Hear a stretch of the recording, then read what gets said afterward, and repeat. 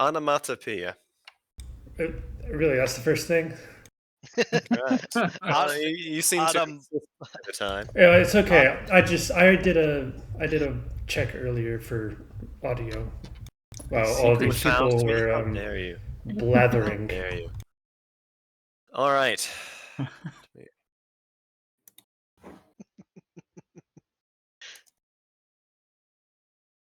We've been chomping at the bits, at the Have you? bars of our enclosure. Creatures.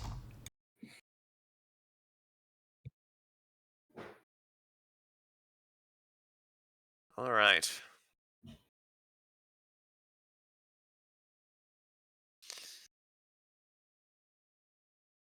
We get the music up and we shall continue.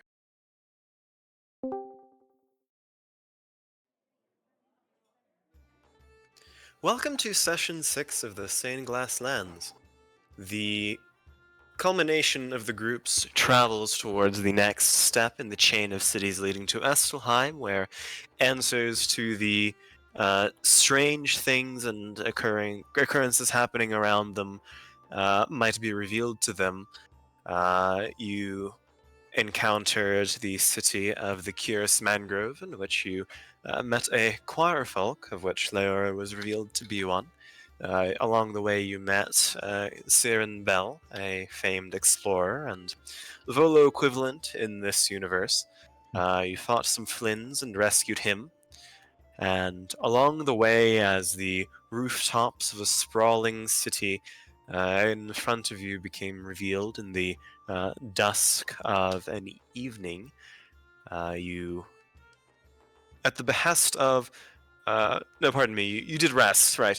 You were mid-rest, and a headache came upon Lorenz that forewarned of an astral warrior coming to try to slay you, and you engaged in combat and returned to the prime material as the twilight faded and morning has risen.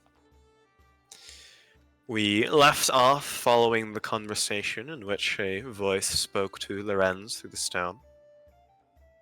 And joining the caravan pulled by a spectral steed, you continued down the rolling hills and plains to the city of Ilisker, where you can already hear music from this new Kylax town float over the horizon and gently caress your ears in a little more of a pleasant tune than the Curious Mangrove was. From the vantage point of this hill that leads down into a valley where a stream cuts through, in fact, many streams crisscross through this rather compact city, where you can see individuals on canoes wandering across bridges. Where was I? Yeah. Uh, It slowly comes into view. You are heading northeast currently from this road to the bottom left. I will pull up the map.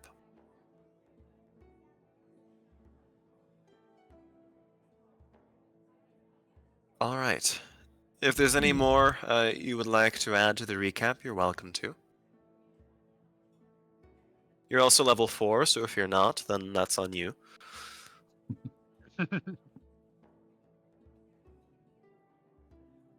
But in either case, Siran, you can see him sort of scoff a little bit and call out from his position. He has not walked at all during this journey. This is his caravan, and he will sit in it. But he says, "Right, I have an invitation towards the Scala Mansions in the northeastern part of it. I am to cut through this charming little town. You're welcome to join me. I will make the argument that since you saved my life, I will provide you lodgings in perhaps the finest tavern in all of Iliska. But that, of course, is if you want to stay in the Silken Inn that is famed of any traveling bard around, and if you want to stay in the rabble and racket around, you're welcome to. I won't be paying for those who do." But in either case, you have my undue thanks, and if you wish to earn my everlasting favor, then you will aid me in this little task I have to extract myself from this little duel. All I request of you is to humiliate the current proprietor of what is known as the pardon me, checking through my notes. What is known as one of the two primary vineyards to produce the famous Albinode Dry that is spoken of so highly in New Kylax. There are two vineyards that have the appropriate license to do so. They are the... let me see.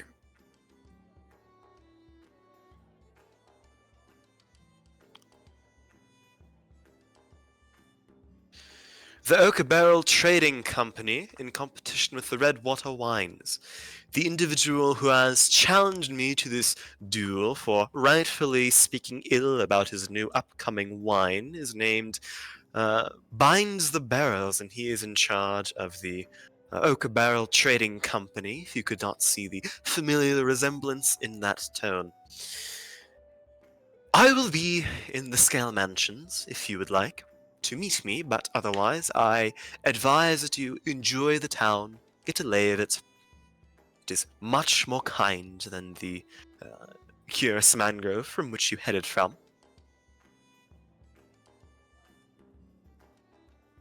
There are no gates to this town, and it is somewhat debatable where it ends and begins. It is more a steady increase in frequency of the shacks and the huts you see that slowly leads into a city proper.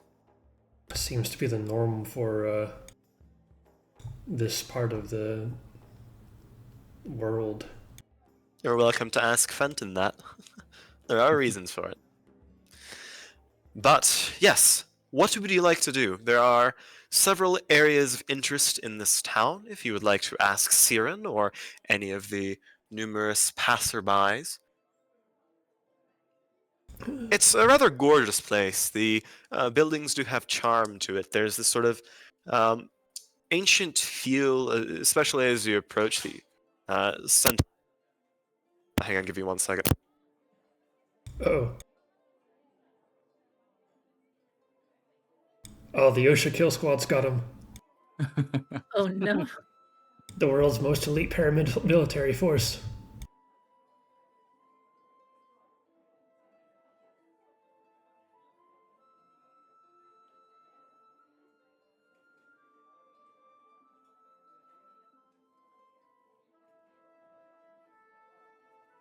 Oh. Okay, 5 to 10 minute break. Okay. No. Oh, we just started. It's okay. I hope whoever's going through it right now is okay. Truly. Someone reeded their hands. They found acid on their finger. They just found it. Does one usually find acid?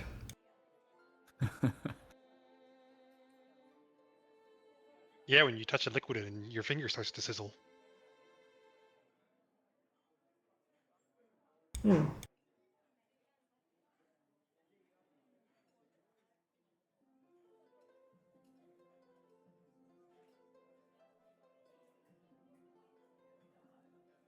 Today's snacking material is a trail mix, some dark chocolate peanut butter cups, and lightly caffeinated water known as tea.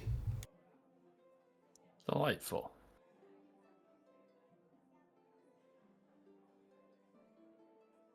Today's snacks include the shards of earcare that I found.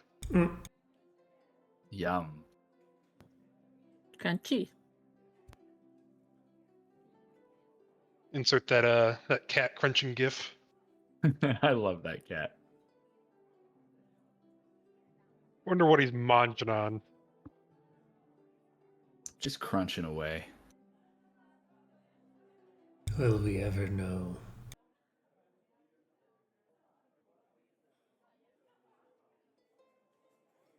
Yes. I think that cat's name is Luna. That's the one. It's We so should funny. totally take the guy up on the free lodging. Oh, absolutely. I say this as someone who will wreck one of the rooms. No. You're gonna have Sounds to like- stop me somehow. Sounds like Fenton's gonna room with Reed then. No. You're gonna have to stop me. Think you got it in you? No.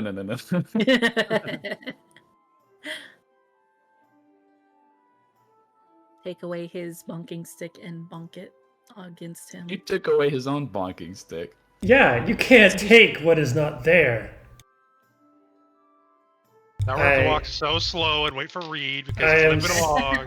I'm just crawling along like Get like in the Gollum. wagon, Reed. Oh, he's back. Smeagol. I am so sorry. Tough times for a busy day. And my bad. You're good. It's okay. I am back. Is everyone back? Yeah. Indubitably. Lawrence. Yeah. All right. Lawrence is still muted.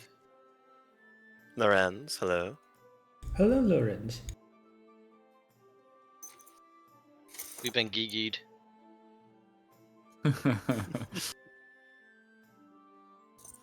Little fox, little fox. What's going on in your little box? How does one continue that rhyme? Sorry about that. It happens. You're good. Yeah. It is A-okay. As long as no one's permanently dead. Minor injuries. Perhaps we can after deal the with. session. Temporarily dead, on the other hand, is permissible. Yeah, just cast Revivify. Mostly I dead. can heal that. Rat battle with Anubis. Yeah. Wow. Do it. I have the strangest feeling we lose. Hey, Hello. Lawrence. Hey. Lawrence. Welcome back. Okay, so I take it we are taking him up Alright. on that offer for free room and board. Yeah, I'll, Correct. I'll talk to Siren for a second. If he's not ditching us and running. No, he's in his cart. I mean, the cart is traveling. You're welcome to join it or not, but I think I've been there, probably. Fancy. Yeah, thank you, Siren. We will absolutely take your offer for the silk song. We'd be I honored. realize that the only thing allowing me to say thank you is the fact that you saved my life. Do not expect that grace to continue, my friend. Well, that is. I'm already fine. giving you rooms in this inn, so And What I does the do Twitch say? appreciate it. It saves me a performance. of course. Yes. Well, shall we? We shall. You mentioned binds the barrel. Is this just conflict with Redwater wines, or do you truly think that the wine was poorly made? Oh no, I had absolutely no idea whatsoever about how the wine tastes. I was merely noting about the pretentiousness of the name. I mean, truly, it's a peach and plum wine he has decided to name Purpureous Clarity. How is one not supposed to ridicule that? I'm sure you understand. No, I can't say I do, but thank you for the offer. I suppose. You're very much welcome. You might meet some friends. I know who you are, Fenton. I know your name, the Tenobo Line. I have said good things about your tavern in Obidus. Kenyon is quite the bard. He is at that. I'm glad you have been able to visit. I am honored. Indeed. Right. Well, I'll have more conversation on the way. Have you any questions about New Kylax or Ilasker to any capacity? Are any of you of the gambling type? of those willing to try their luck. Oh, what are the stakes? However much you're willing to put up. You see, this town is home to the Temple of Luck, simply named. It is the primary temple for those who worship the concept of it. And yes, it is a casino. So if you're willing to put up however much gold you're willing to waste, then you're welcome to indulge in the entertainment this city offers. There is quite a lot of it. I like it.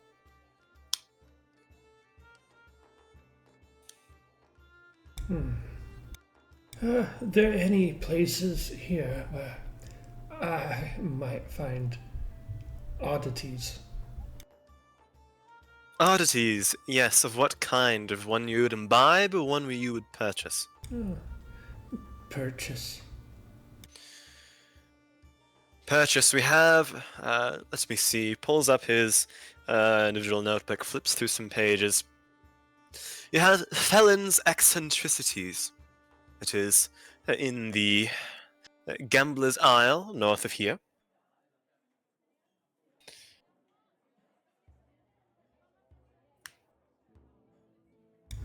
Is that eccentric enough for you? Oddities? I suppose it's a synonym. I will find out. I'm sure you will.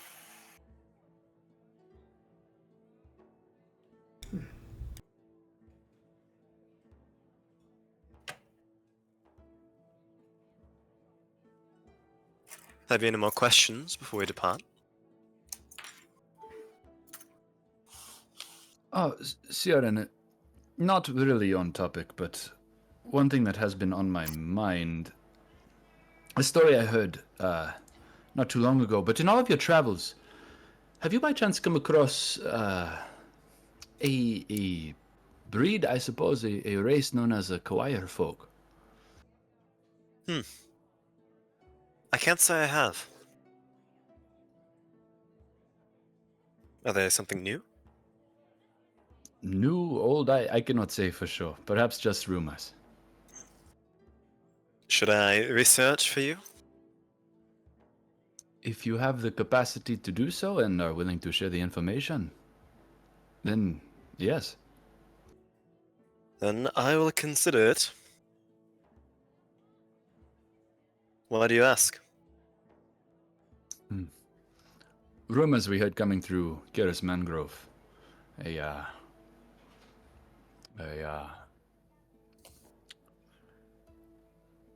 I'm blanking on the name of Abasi's race. A Nubian. An Nubian inquisitor searching for such a thing. Right. The Nubian Inquisitors are the sort. I understand the type. I get you. I will do my research. Thank you. But you're a keeper, shouldn't you be doing that?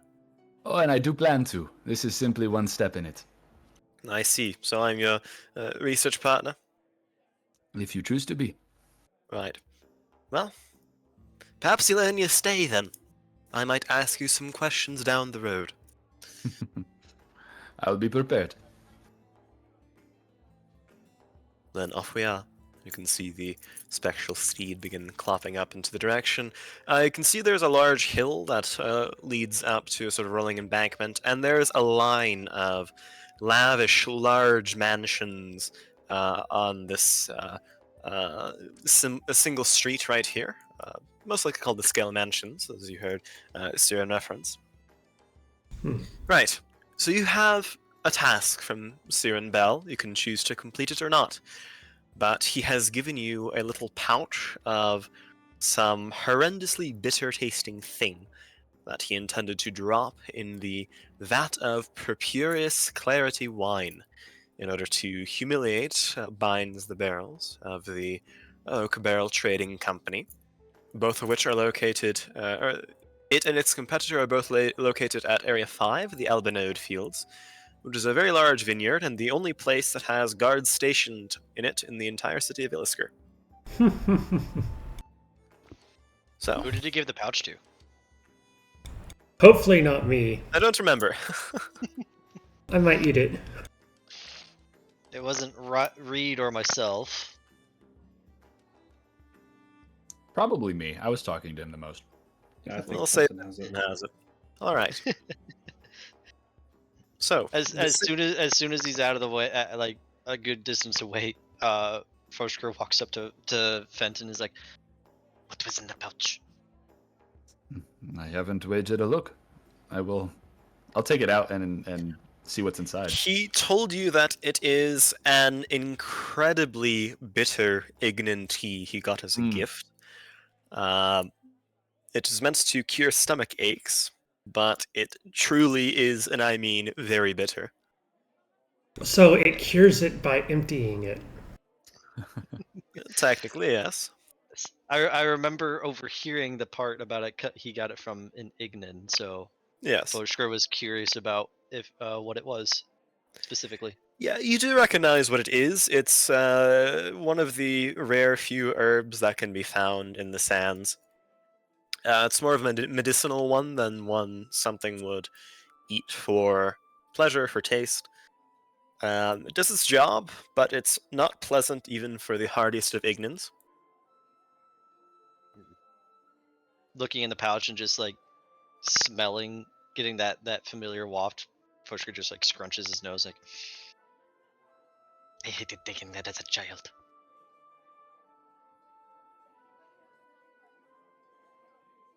And Tank like takes like a small step back. Seems like a petty thing to put in perfectly fine wine. Well, are we planning on doing it?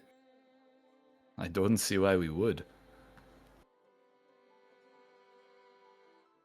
What do you all think? I mean, he has been useful, I suppose.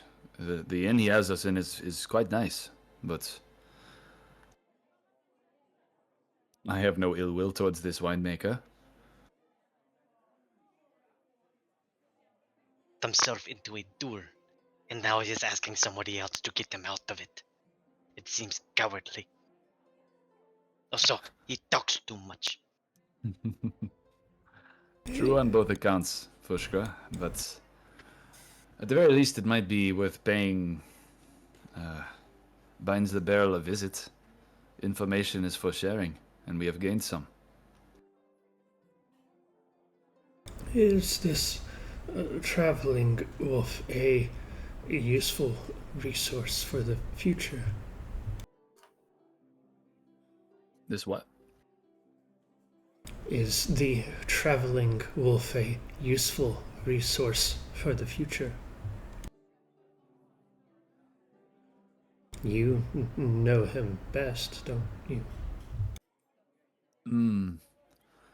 I would like to find out what he discovers in his research, but useful probably not. He does have a certain amount of clout. Could probably get us into a great many places, but if we're trying to travel undetected, he is not what we want to be in the company of.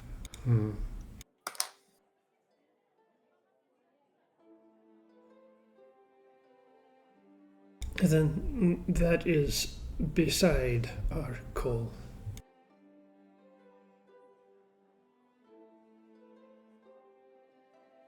I mean, I figured that I'm in agreement that we should at least go ahead and check out the place.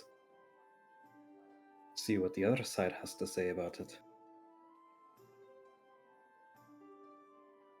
I would certainly like to. As a keeper of Mazarim, I do have obligations beyond the shard that we carry, beyond this group, even. To share knowledge, particularly when the result of doing so promotes perhaps a balance of peace, a duel avoided, a conflict avoided as part of understanding. I would like to go speak to the winemaker at the very least, yes.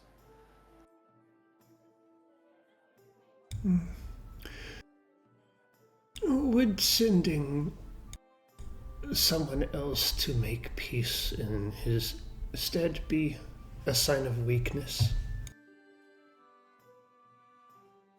On Ciaran's behalf, Yes.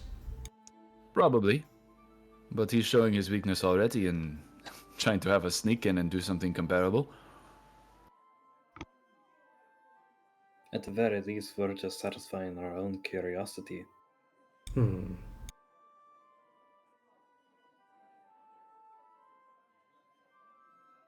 In a way, it's more for us than it is for him.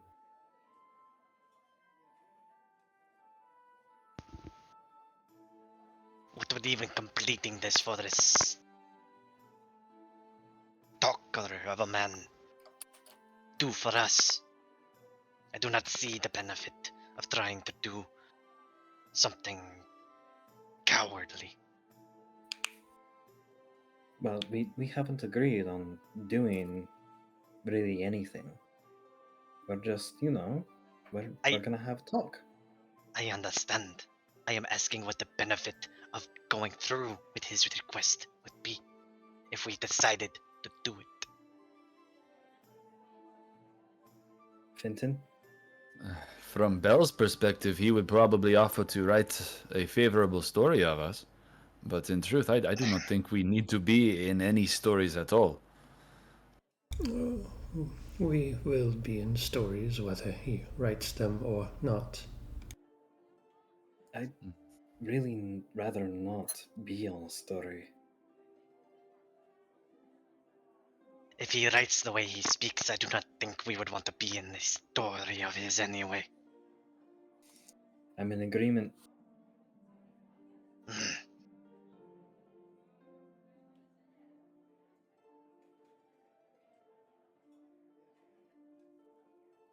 So, as long as it does not put us in another party, Fenton.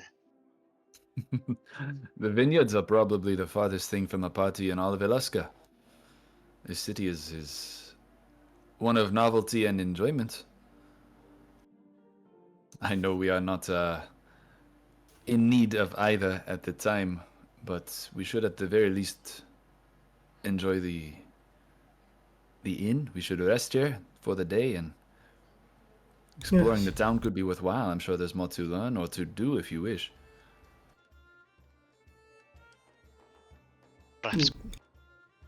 Perhaps we should get provisions for the journey while we are here. Those of you who are city people, based on what we've heard, this might be the last time we see it in its current state. It is possible.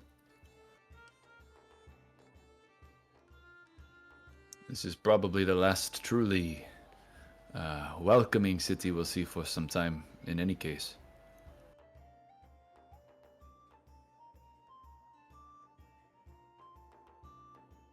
I do have one question. Is there a place here that sends letters?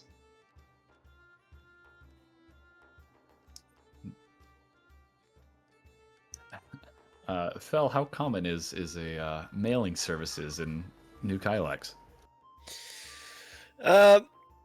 Not particularly common, that it's more of a thing of major cities. Iliskir is large, but it's not major. Specifically for you, Foshker, you do know that there is a chapter of the Crossbloods in Iliskir. Yeah. If that's the mail services you were wondering about. They have sent the letters in the past, as far as I'm aware. Mm. Oh, that's good. There's one building I'll burn before I leave. But Foshker's still waiting an answer from anybody who would know. If you wish to send something physical, I am not aware of such a service existing. You should probably find a carrier of some sort, but I'm not sure if they would travel as far as you might have in mind. There may be more keepers here if you wish to send another telepathic spell kind of message. No. I have a letter. If there is no place that will send it, then I suppose I shall have to rely on the Crossbloods once again. At the very least, I will need to update the contract. I don't understand why you continue to rely on them for travel outside.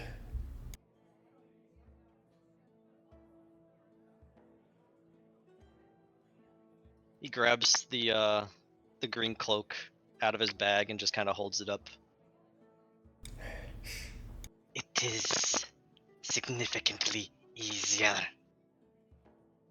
for one such as I to move about in the lands of the child races. Because I carry this.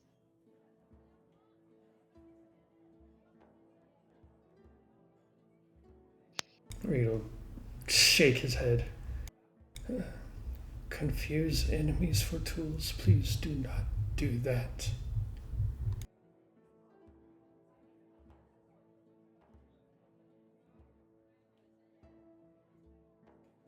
You think I have forgotten about the jackal's threats, Reed? Do not. And he stuffs the cloak back into his bag.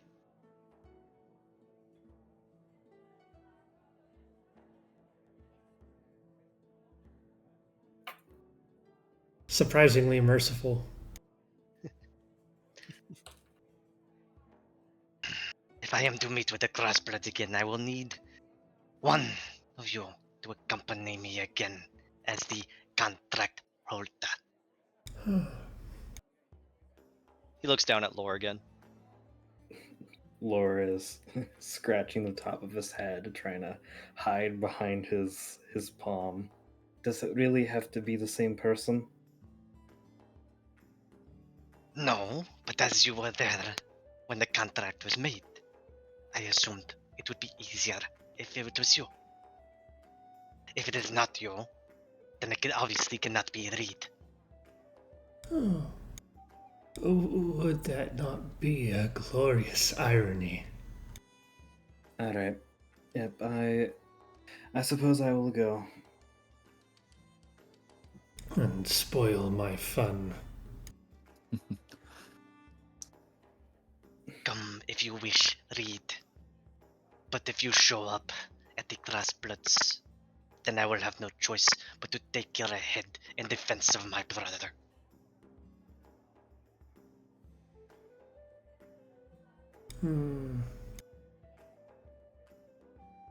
Something is still more important than the shards for you.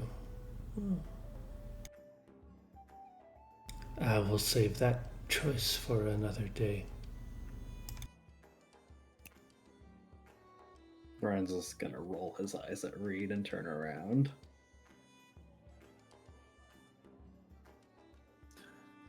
Ilasker is a fairly large city. Perhaps we should, if Foshcraft, it's you and Lorenz who go into the Crossbloods chapter here, that is well, but perhaps we should not stray too far from each other. That is smart. If something were to happen, I would hate them to be aware of any danger to our cause. He kind of looks Precisely. over at Chain. It was completely zoned out, just not paying attention to anything that was going on. He But sees all the Foskar new like words. he notices Foskar looking at him and just goes, "What?"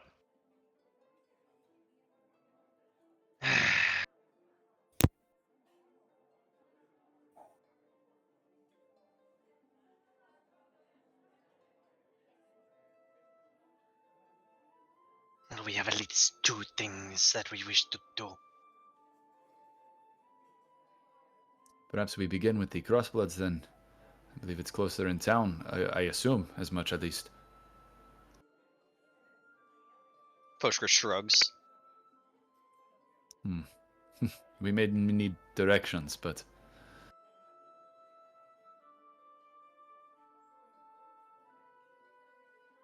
I mean, in the meantime, we can enjoy the town for what it is while we find our way there. What is it about lizards and asking for directions?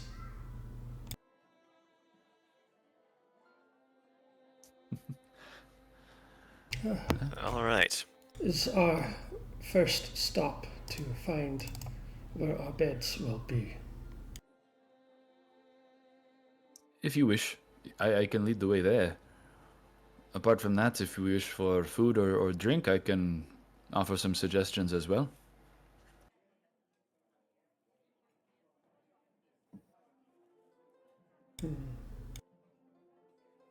I don't think I need anything you can offer currently. But I will follow you to this silk place so that I can find it when I need to. Very well. Then we head to the Silk Song first. That way we have a common meeting ground should we need to split again.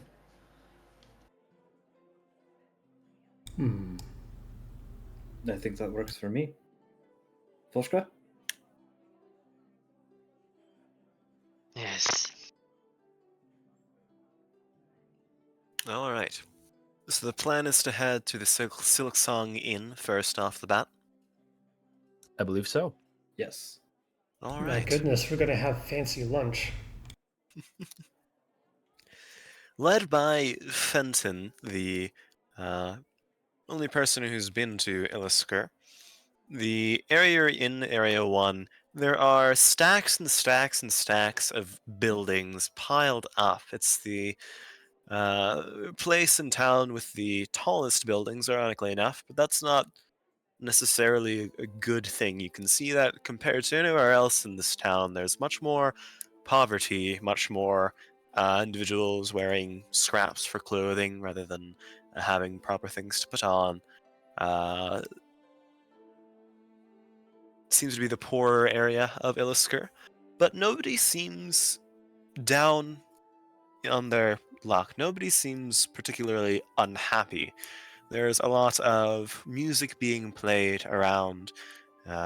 Instruments do seem to be a prized thing, even when someone barely has clothes to put on their back and barely has food to put in their stomachs, but there is still music that can't be taken away from them. Slowly it transforms into a more location you'd expect of a rather wealthy town as you head towards Area 2, the Ladies' Ward. You can see to your left in this small little clearing in the dead center of Illisker is a massive structural building, multi-tiered in its nature. I don't know why the initiative's up there. I'll clear that. Mm-hmm. I was about to roll. But it's multi-tiered. You can see the tiers of the roof are made from this sort of black and purple striped nature. Whether it's gemstone or cloth, you can't really tell, but you can already see lights splaying out from inside, fanning across the ground below. There's a faint rain to the air. This is one of the more rainy parts of the lands, but it doesn't seem to deter anyone from wandering about, enjoying the day as it begins. You move past that into a sort of cobblestone paved street that clings to the river, crossing one of the bridges.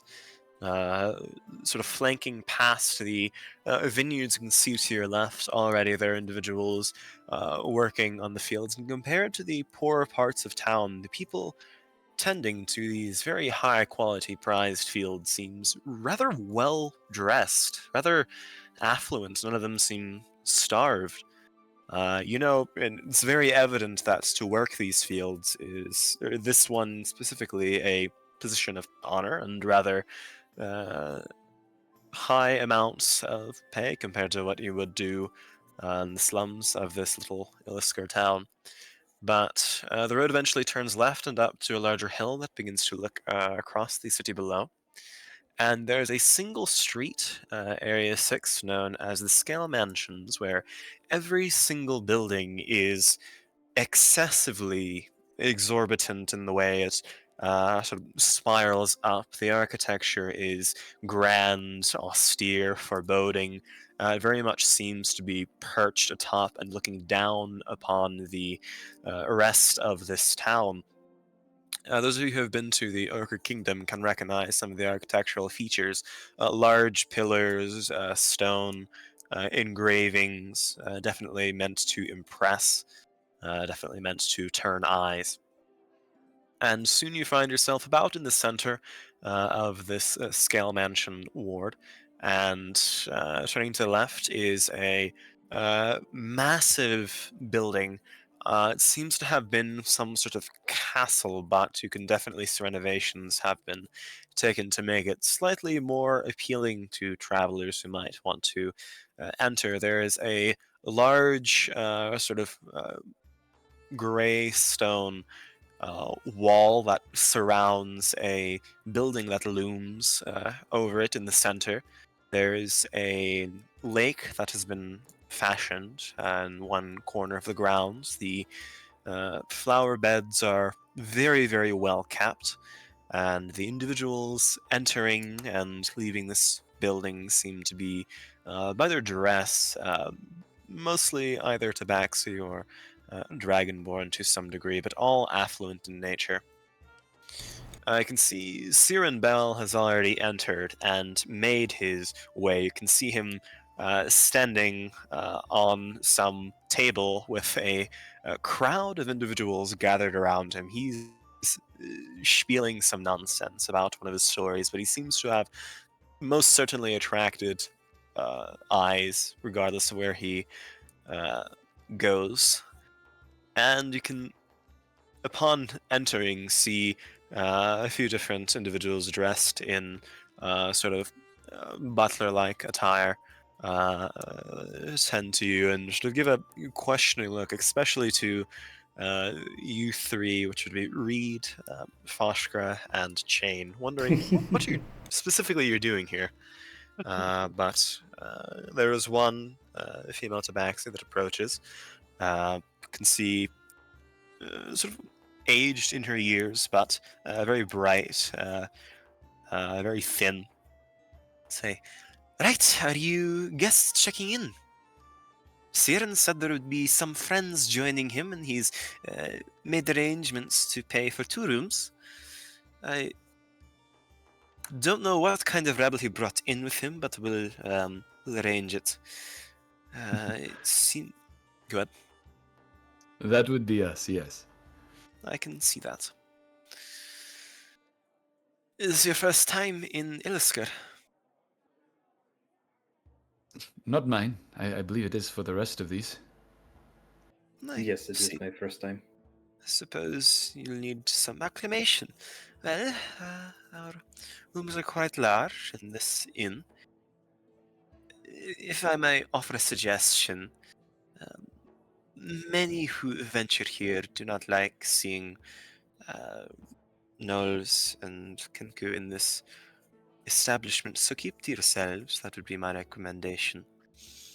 But if you're here to spend some time, every night we have our own individual celebrations and affairs. Tonight we're actually planning on welcoming the Bloody Baron himself to try out the wines in this town. There's a winemaking ceremony tomorrow, should you wish to venture towards it and engage in what Illisker prides itself on. But we will tend to your bags, we will tend to your things. If you wish for any amenities, please contact one of us.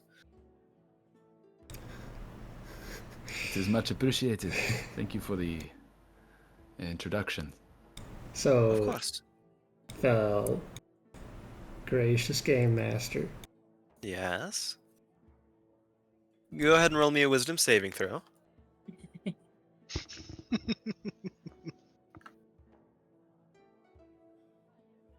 That's a 9.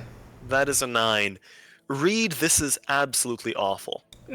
Not only are the floors meticulously polished that you can see your own reflection in them, but the silken window drapes are a brilliant shade of pure white.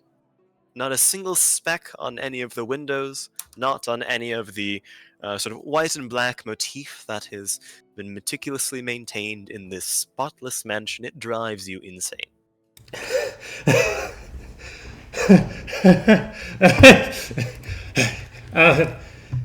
Okay, so what happens? Roll me a 1d10. You are currently confused. 8. 8. Let me look at the confusion spell. I believe that means... Who's closest to you? Oh shit. Oh shit. Do we have to roll again to see who's closest to me? Yes, roll me a 1d5 for me. Oh, great. At least it's not a 1d6. Well, you can't hit yourself. Go ahead and make an attack against Leora. I'm sorry. No. Oh, Thankfully, not having the stone means this is, And that one. Good. Reed, you feel yourself lose control, your grip on yourself for a brief second, and you don't have your staff with you, right? No, but Leora, you feel, you can sort of hear the snap of a jaw, just in a growl, just right behind you, barely missing you. You can see Reed growling. Go ahead and roll me another wisdom saving throw. oh. And after that brief lapse, you're able to maintain control of yourself.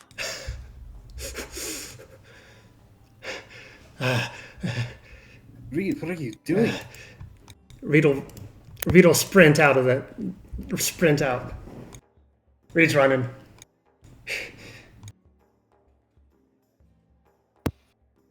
You saw a very similar thing come over him as soon as he entered the mansion of Lord Curious. You can see that some of the staff in this inn are a little relieved, but what are you doing? I Yeah, I'm not suppose sharing I a should room go with after him. him, right? Yeah, I don't think letting him loose on his own in this area is probably the best idea. After that, Do not leash me. If he could be settled, yes, perhaps it would be best for him to wait outside. I'm not sharing a Foshra- room with him. Foshra is gonna start chasing after Reed. So Reed is outside, walked across the street, and is currently banging his head against the stone of whatever building is across the street. Go ahead and give me a Uh, perception check. Who? Well, I guess it's not. The building you're currently banging your head against is a rather proud brick structure. You can see that compared to the sort of white motif of the silk song in this one seems to be shaded, reserved, and much more mute. And there is a sort of polished black and gold sign on the front of it that says, "The brothel of slaking intellectual lusts." Oh my goodness. There it Also, is. Foshra is gonna come up behind Reed and just literally grab him from the top of the Yeah. head to get him to stop banging his head Ow. against the wall. Please, I need What? to do this. What are you doing, Reed? That place. You drives me mad. Batty. And so you tried to bite Leora, and then you would run to bang your head against the side of a brothel. Did I not tell you not to trust a knoll?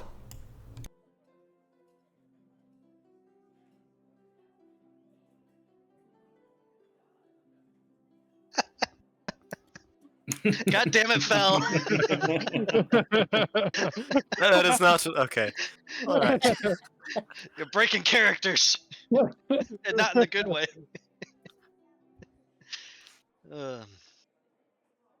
Yes, it is a very clean place. But unless you can be safe sleeping out in the dirt in a city such as this, you may have to stomach it for a night. No. No. No.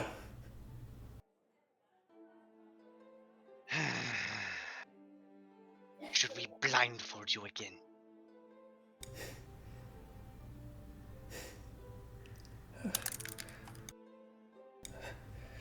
You might need to. Then do No, so even as you did at the celebration in Gilris. Huh. We cannot afford to be separated from the others. We do not know what threats there are around here.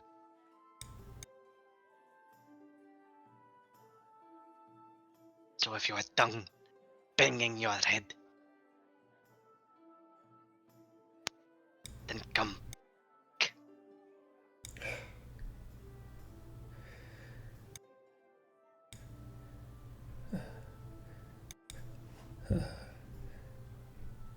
Leora will not understand. I'll take a bit of cloth or wrap around my eyes. I have a feeling that our healer is more understanding than the rest of them. You don't. No, that's. I cannot speak how I want to. I cannot tell you. Then, for a night, be silent, be vigilant, and speak when you can say what you wish to say.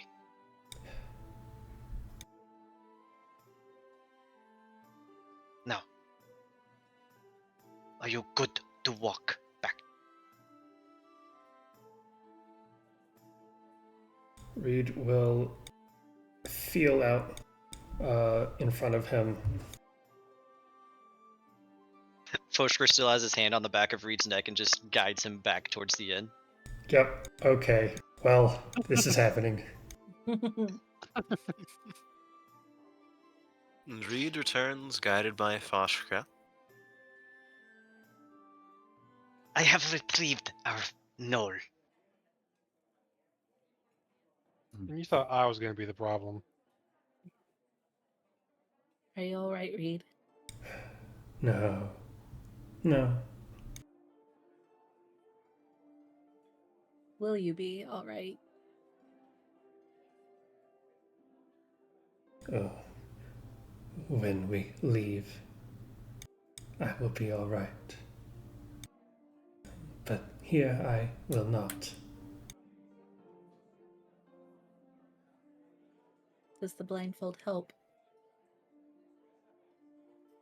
Yeah. Still, I can feel it a little bit. Just thinking it is there, but it does help. Good. Foshker takes Reed's scarf and puts it over his nose too, to try to cover the smell of clean. Live and pledge. No! All right. You're led up to your rooms. They're much more luxurious than probably any of you have ever seen in your life. You even have your own balconies that outlook this rather beautiful town. Everything here is silk. It's luxury beyond imagination. I can't imagine how much it would have costed, but seems like Saren is quite the wealthy individual. You're mostly left to your own devices after, but you can see there's a sort of a garden, a large. The vineyard is right, sort of laid out before you. You can see two buildings on opposite sides of it, presumably the two houses for the main wineries. You're given enough beds to have each individual sort of rest on their own. It's that kind of place. It's more like a suite than a room. So like each bed is like in its own secluded area. Yes. Oh, fancy fucking place. I'm still not rooming with Reed. So what's the room separation? We've got two. Well, the people who don't like life get to sleep with Reed. Not it. Not No it. nose, no nose ghosts. That's not fair. I don't have a nose. It looks like you and Fenton are sleeping with Reed. Nope. Drumsticks. No. Someone ordered KFC to this place. DoorDash. What is KFC in the stained glass lands? Yes. Anku fried chicken. Kanku fried fish chicken. Kenku fried cannibalism. You said there was a balcony in our room. Yeah, it's You quite speaking to God spacious. now? I'm speaking to whoever is next to me. I imagine as we walked, Foshker kept a hand on the back of Reed's neck so he didn't walk into someone or a wall. That'd be too much fun. If we might all gather onto one of the balconies on one room or the other, I think that would be a good idea. Is it like one of those super wide balconies, like an? Oh yes, absolutely. Okay, so they're definitely designed for little parties of people. Yes, this is quite possibly the most luxurious tavern in all the stained glass lands. Oh my gosh. Let's I'm wreck losing it. Fires! This suite is bigger than my house. Yeah, a single one of these is probably bigger than the vast majority of Kenku homes. No. Oh my stars. It's quite nice, no? This is the nicest thing I've ever seen.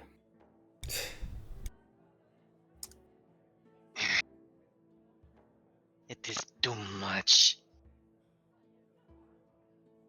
Perhaps it is, but Ilasker is a town of many frivolities. Try to savor this experience. I very much doubt any of us will see such a thing again, at least anytime soon.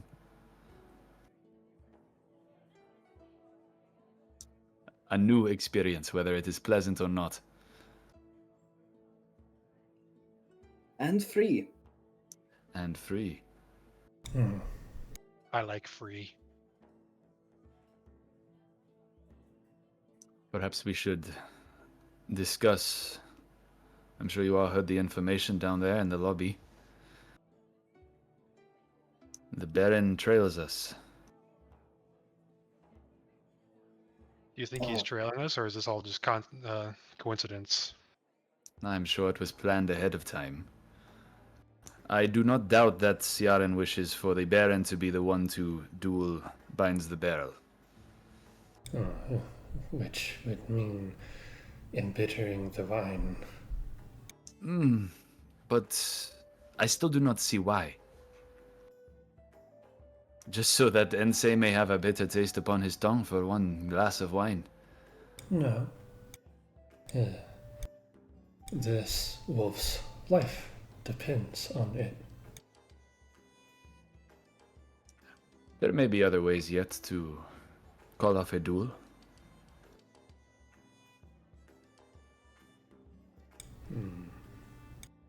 List them.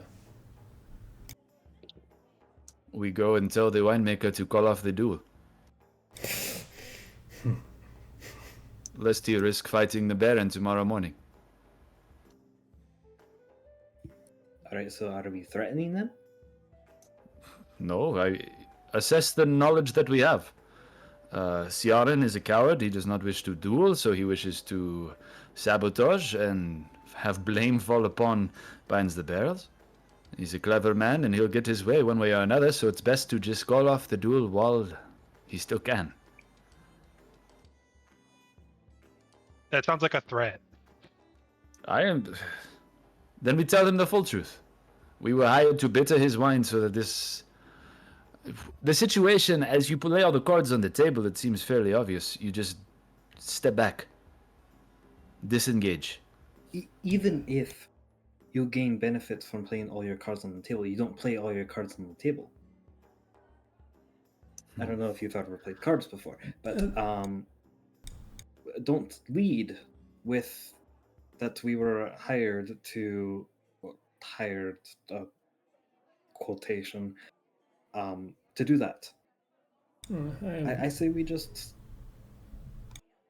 stick with half truths. I am certain there are armed individuals holding cells. If we lead with the truth, I'm certain I will have a better rest there than here. Reed, I am empathetic towards your situation. I understand this is unpleasant for you to be in a place like this, and I thank you for being here regardless. This is one night. Several of us could use the recovery of a bed as nice as these, and then we're back on the trail.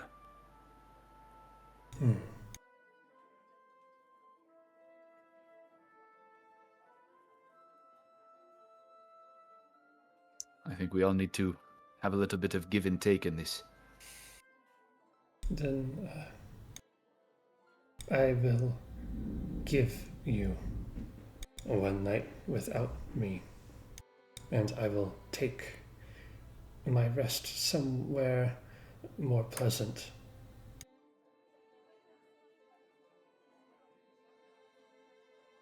I don't advise it, but I will not stop you.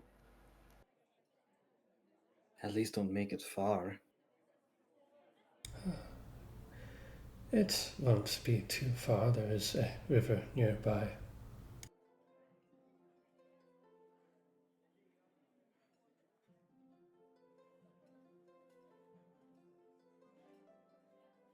All right.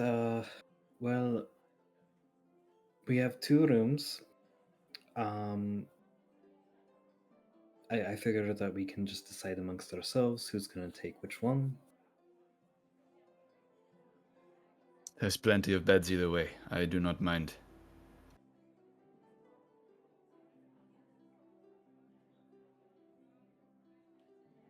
But for now, we have the better part of a day ahead of us. We could ask here one of the employees perhaps where the Crossbloods are located, and then head to the vineyards from there. I was about to say the same. Isn't it like nighttime? No, we got here pretty early. Like we woke up and then Yeah. like 4 hours later we got here. Yeah, it's Yeah, still it's pretty early. about just getting to noon here. As I say, we woke up, had a fight, and then 4 hours later. We should also stop to consider, should we walk back down into the lobby or reconvene here this evening and bump into the Bloody Baron himself? We should be prepared for that interaction. Are we to fear the Baron? Does he know? I think at this point we shouldn't put anything past him. I do not know the state Castle Kyrus ended up in. I imagine he is displeased. I do not imagine he would confront us directly. If he could lure one of us into a duel, sure, but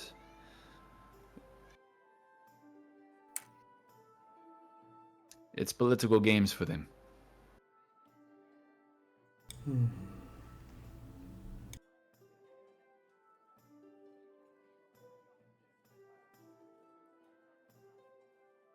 All right. Well, if nobody else has anything to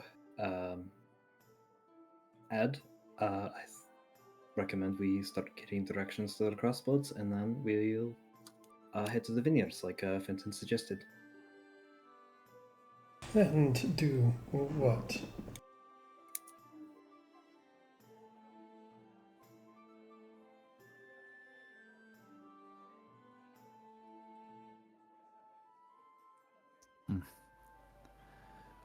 I simply wish to share information, but the situation is considerably more complicated than I assumed.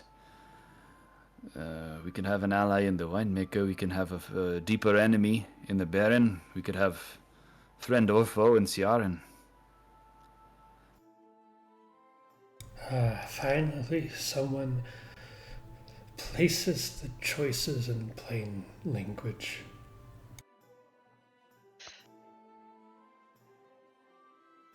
Shane side eyes Reed again.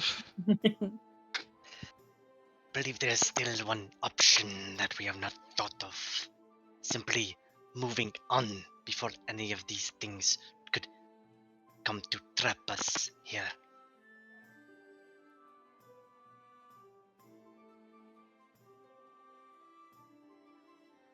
So are you suggesting that we pack provisions and leave before the day is over? It is an option, one that was not spoken before. That is all I am saying. We do not want to be bogged down in politics and self-serving cowards. It is an option.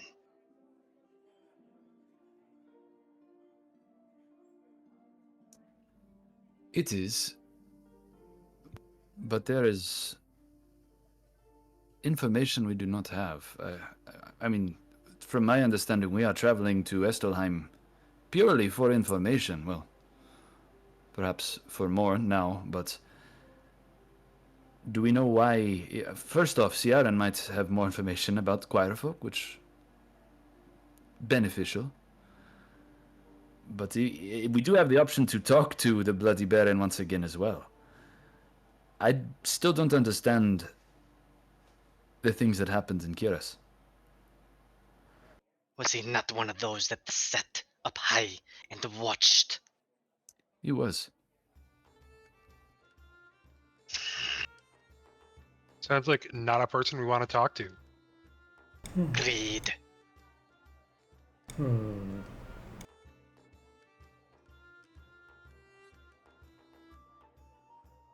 If you know the things you built are going to burn,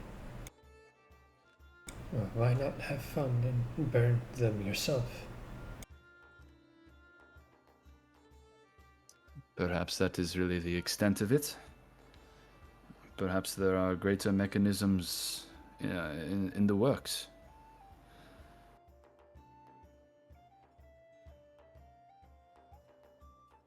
In either case, I am dying for an actual bed.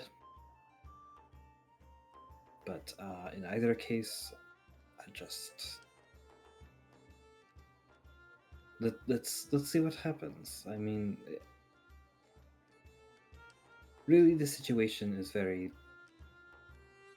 simple. I mean, it's not really that bad, is it?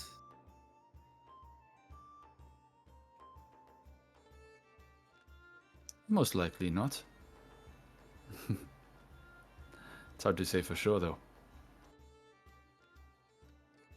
These days, I can't even tell.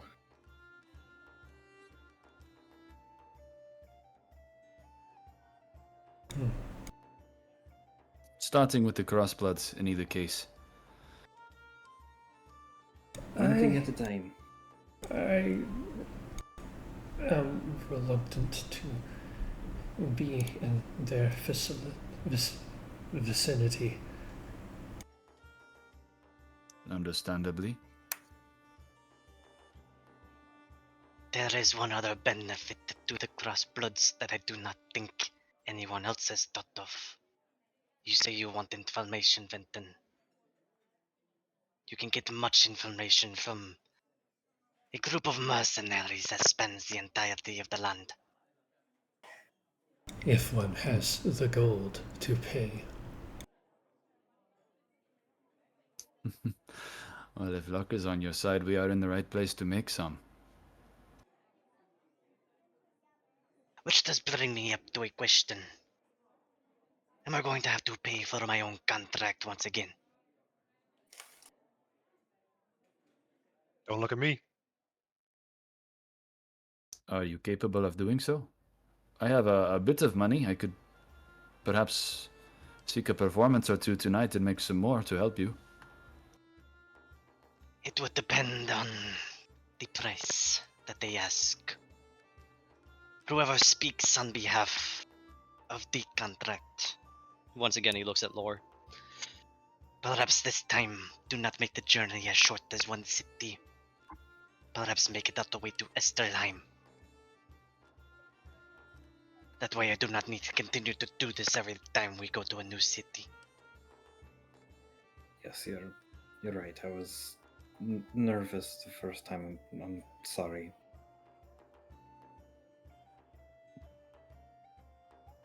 Nervous. Of what? The whole situation. I've never had to go to the Crossbloods ever. They are mercenaries. Simple. You pay them, they do what you ask.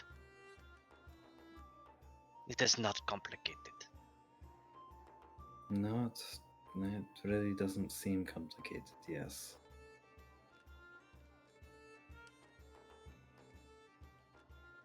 If gold is in short supply, I do have a proposition. We could perhaps spend a bit of time at the Temple of Luck. See if we can make some profits, and if we cannot, then I can, as I suggested, seek some performances tonight. I expected to perform to pay our room and board, but if I can just get gold, then we should be set for a time. Let us see how much they will charge for the contract extension. And for sending my letter. All I right. hope I have enough. Very well. Yes, let's see how it All is right. first. The goal is to head to the Crossbloods, yes? Yes. It is. That's the goal. All right. Speaking with one of the staff here, they point to that the Crossblood chapter in Illisker is directly across from the Temple of Luck in the Ladies' Ward. What luck? What luck. It isn't a far walk. You pretty much backtrack the way you came here from. Who is entering the building somewhat inconspicuously inside a row of shops and taverns is a location mentioned. There's a green banner across it that's unmistakably the sign of the Crossbloods. Foshkar does wrap the green cloak around his waist once more as they approach. You can see where they get their customers from, Reed. But it's easy enough to throw the green cloak across your shoulder and push on in. Inside, you can see what you assume to be a few guards stationed about, but few are directly brandishing any weapons or standing at attention. Just 2 or 3 individuals seated with a little too much calmness and too much of a comfortable poise to be anything but individuals who are prepared to draw a blade at any short notice.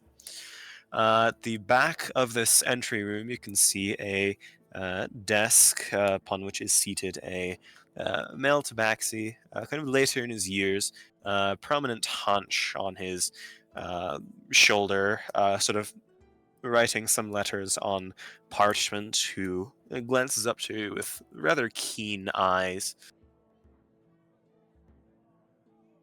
Ah, you. Knew you'd come. Some point or another. What are you here for? I'm here for an extension of contract. Alright. Taking him up to Esselheim, are you? That is the plan, yes. Alright. Considering your current fee and your good service, I'll run you an additional 15 gold for the time. All right. Has he have been already- giving you any trouble? He holds up a fist. No, not at all. That's unusual. Perhaps he's been learning. Good for him.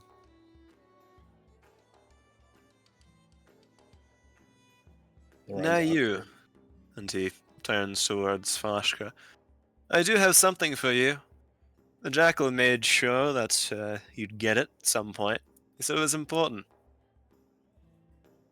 Shrugs, pulls something out of his desk, and puts a tablet down. It's quite weighty, quite a large tablet with a lot of scratchings on it.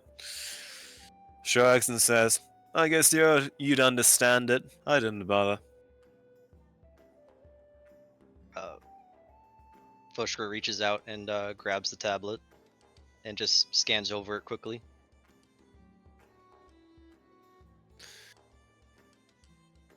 It reads, "Brother, your pyre burns strong. Our clan thrives. There is a change in the sands. New races, as our leader says, scrapping over what is ours, what will be ours soon. We have moved more north near Udu Aziz, where it is harsher for others and where we were invited. The anger we felt to be invited into our own homeland. We have heard that your organization, the ones in green cloaks, have control over Serikapat. A land enslaver has taken over Kalak from the blue dragonborn wizard, but the Tabaxi warrior, Rook, as she is called in little game little races play, sent to us a delegate. We listened, but we were not swayed. She offered to ally with us to destroy Bajigdara, as she has recently taken over Uda Aziz. We wish to hear your thoughts. Do we accept it? Do we destroy her envoy? They travel with us now, but we wish for the blessings of our torchbearer before acting. Kalash speaks of me strongly. She says, I tread in the trail of your wake. I was offered to join our raiding expedition. I now wait for the next caravan to trespass our dunes. I look up to you, Foshkra. I will fight and grow stronger."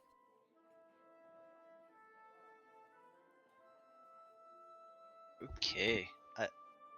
Can you just send I'll that to send the that to private you, channel? Alright. After quickly scanning and reading it, Foshker puts it in his bag and then reaches into his pouch and pulls out 15 gold and lays it on the table.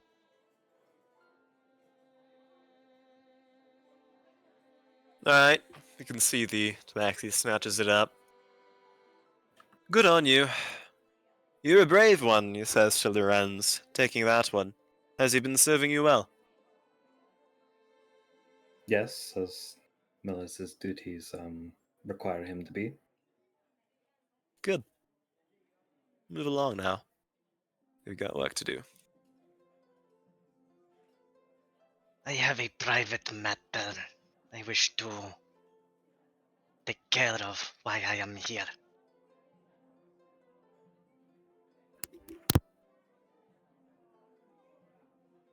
As this slate was delivered to the jackal, I have one to be sent in return. Fel says, hang on one second. Oh, sorry.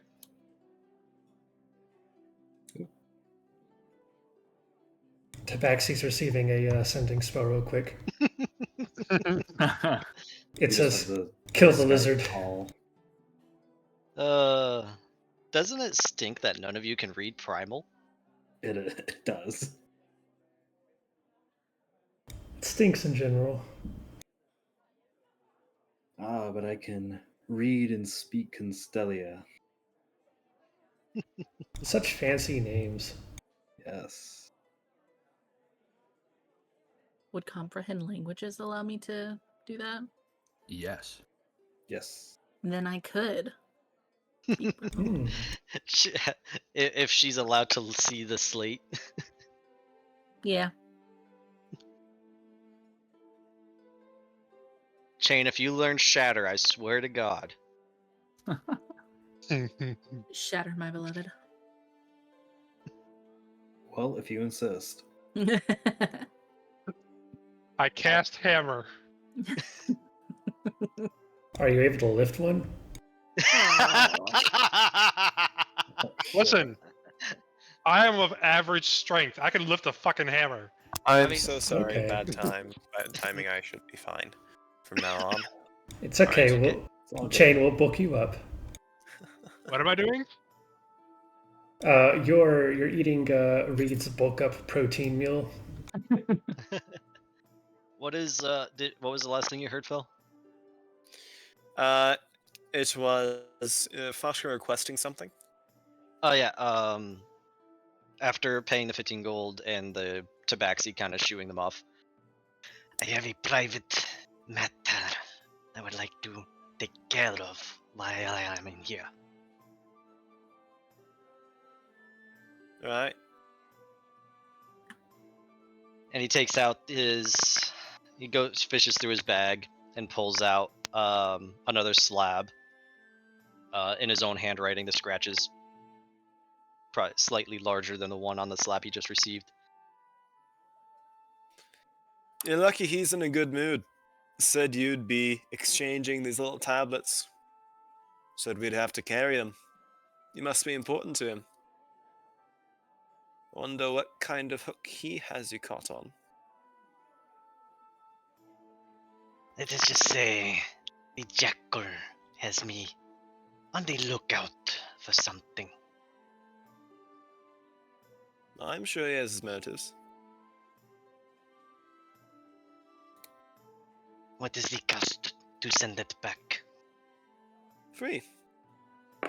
Jackal said that if you wanted something, we'd do it for you. We're not all bad.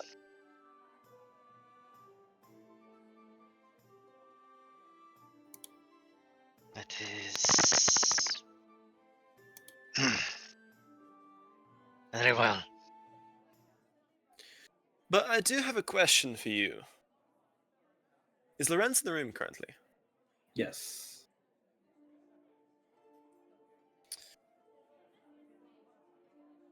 He peers at you, Lorenz, quizzically, and narrows his eyes for a bit, and holds for a second.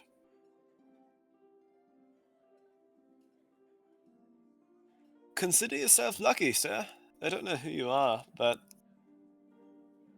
we just got a contract from someone who wanted that little earrings, or those earrings on your ear.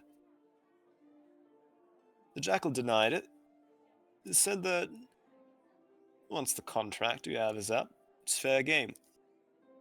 But only until you've closed up your tab with us.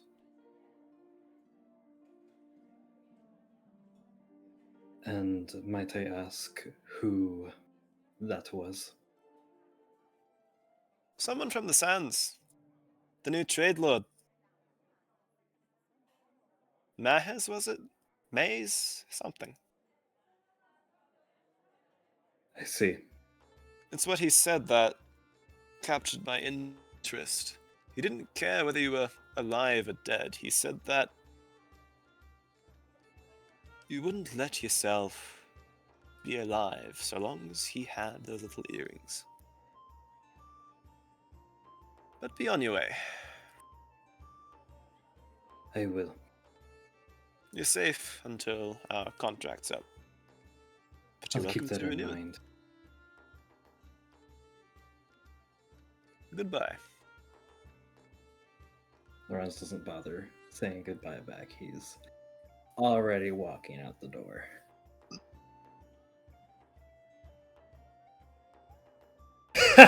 Depression again.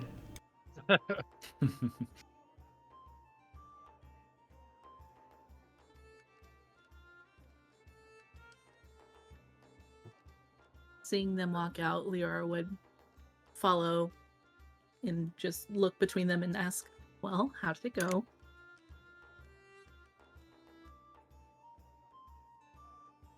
It Lorenz gestures to was... Shvashkra. It was cheaper than I expected. And I have received good word.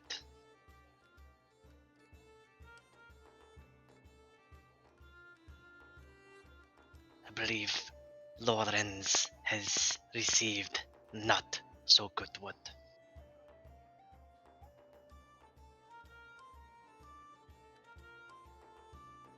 No, I did not receive good news.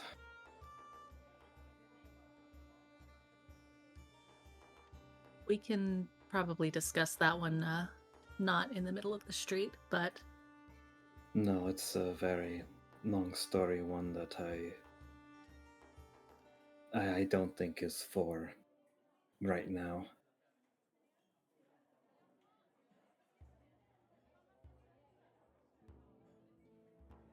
Are you safe? For now, apparently, as soon as the balance is paid, the contract ends, then it's a different story.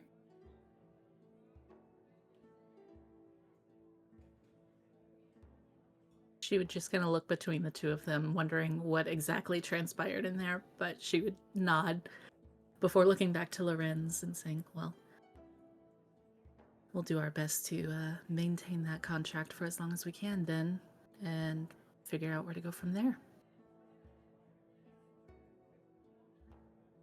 And that'll be the tricky part.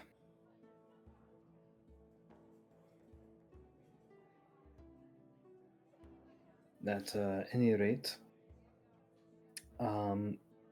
yes, the price of the extension was actually fairly cheaper than I expected. Still, it wasn't a not cheap affair, but How much was it? It was It- only 15 gold. yes. Leora would nod and reach out into her pouch and hand 5 gold to Fushka. Takes it and kind of looks at it. It is not entirely necessary. I know it isn't, but it shouldn't all fall on you. Thank you, Leora. It's a very kind gesture.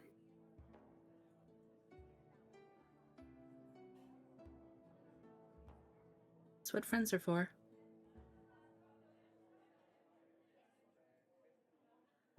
Pushka just kind of stares. She wouldn't stare back. She would turn to where Fenton and Reed had wandered a little further off and point in their direction. I know at least 2 of them are over there. So let's meet back up with them. All right. Chains off having a solo session with the DM. Oh. That's my thing, you know. I'm just letting you borrow it. All right. What is the current plan? It's, While they were inside, Chain, I was just gonna like listen to like his surroundings and see if he heard any of the whistling or chirps that he's used to. Roll me a perception check. Get these physical dice for once. Let's go. Yeah. That's a nat 1. What was the total? What's the Not total? using that. 4. 4. Unfortunately, there's a lot of music and a lot of chatter in Iliskir, especially as the midday approaches. It's a sort of hot, humid day, but there's a lot of revelry going around. You can't seem to pick up on anything specific that might indicate your order. Damn. Not using that dice anymore. Oh. Dice jail. Dice jail. You know, You do see eventually. a few. Sorry, go ahead. No, I was just gonna joke around. Go ahead. You do see a few interesting buildings as you wander around. There are numerous taverns. There's one very popular one that you can see is a moored massive pirate ship that is anchored to the dock that people are getting in and out of. All sorts of shops and vendors and items to purchase things from. Very few Kenku.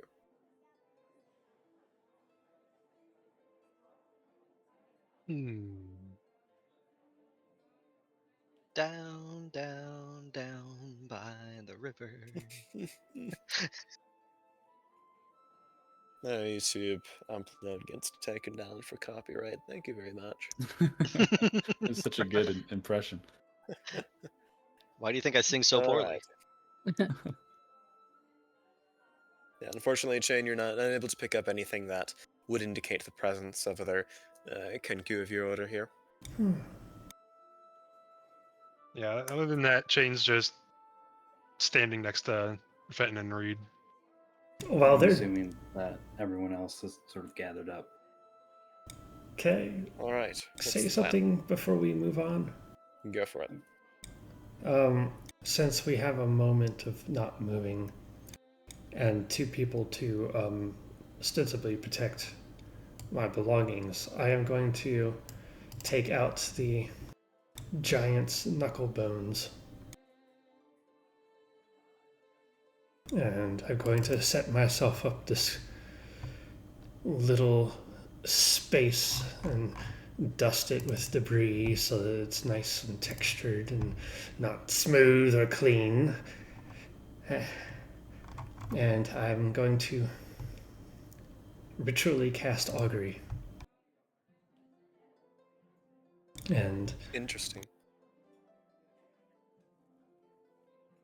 I'm going to hold up the bones and I'm going to drop them in this space and focus on where and how they land and have bounced off of the little pebbles in the street and the grooves and try to glean some, or rather force an answer to come into my mind.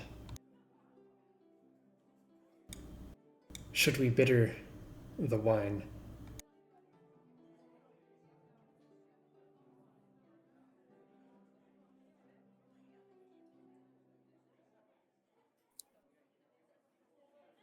Interesting. Something that would occur within the next 30 minutes, let's see.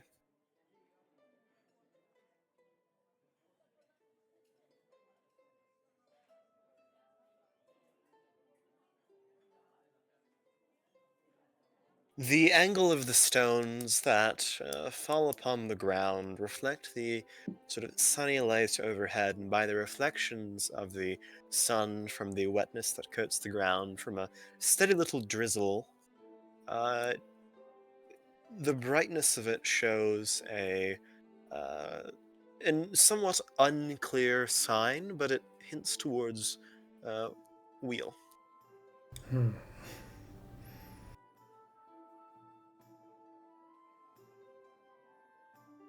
I'll pick them back up one by one and wrap them back into the burlap where the bones will slightly soften as they slowly soak up water.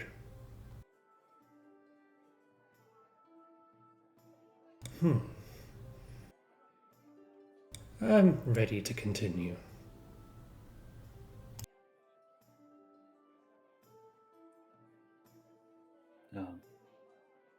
All right. I was gonna ask if anyone wanted to go to the temple, or are we going straight to the vineyard?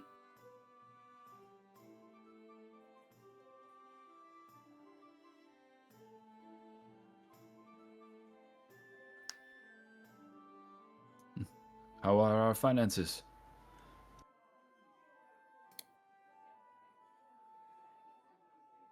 Well, the damage was 15 gold.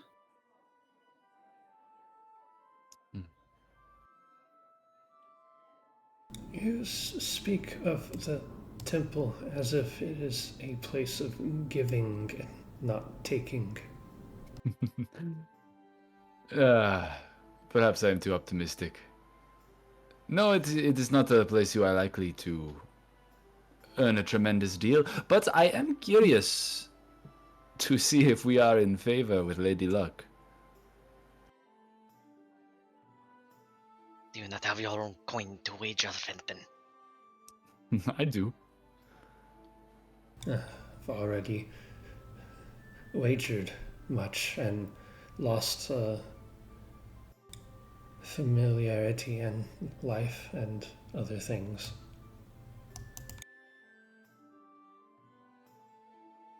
I have something more assured I wish to spend this gold on. And that as well.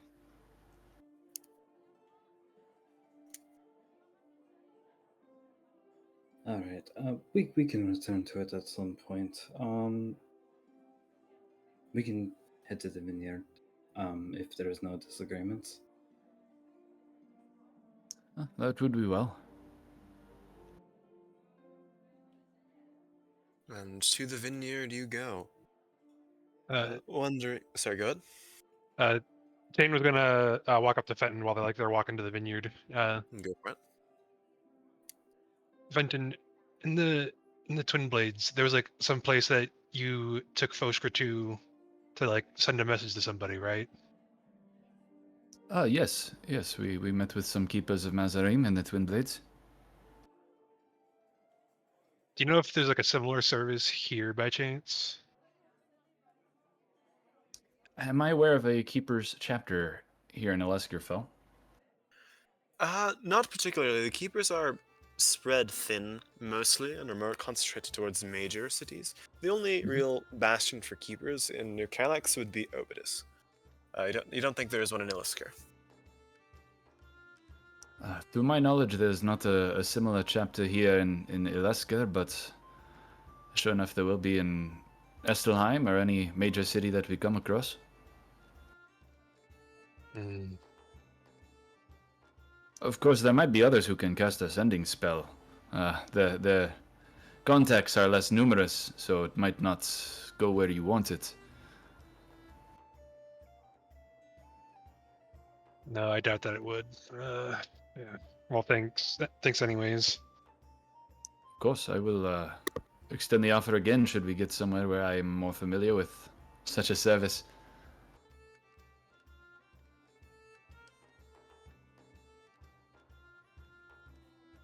That's all I got.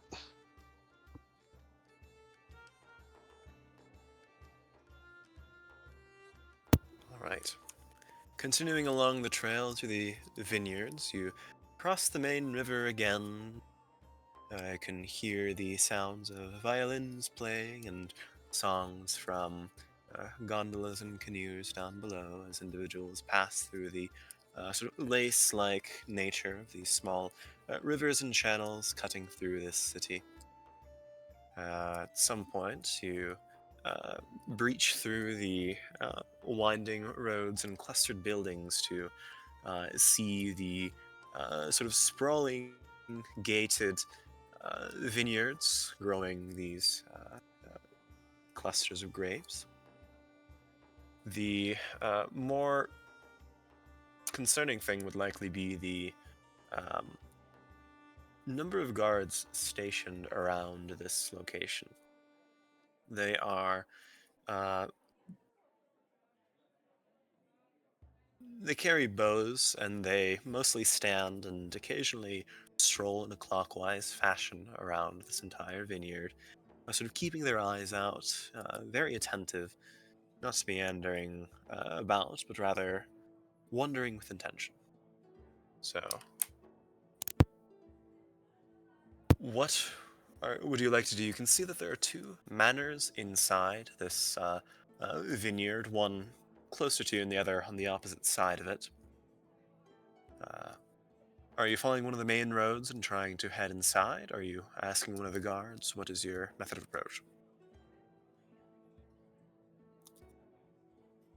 I suppose if I don't know which vineyard is which, we could ask the way to the Oak Barrel Trading Company.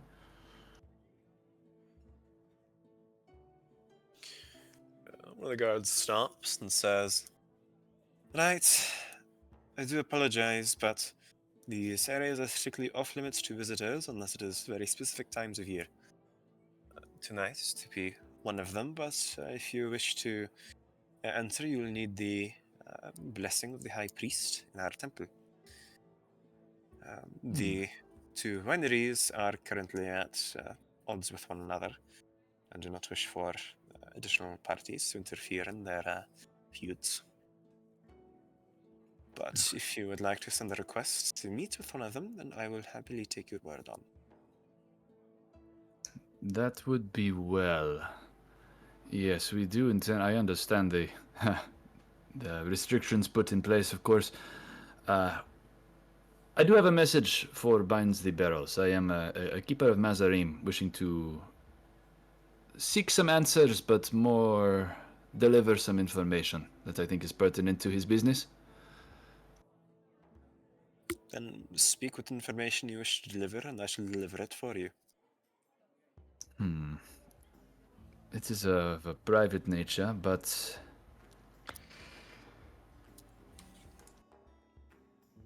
perhaps tell him that a keeper wishes to dissuade him from a duel he is scheduled for tomorrow. I see. Then I shall carry your information along.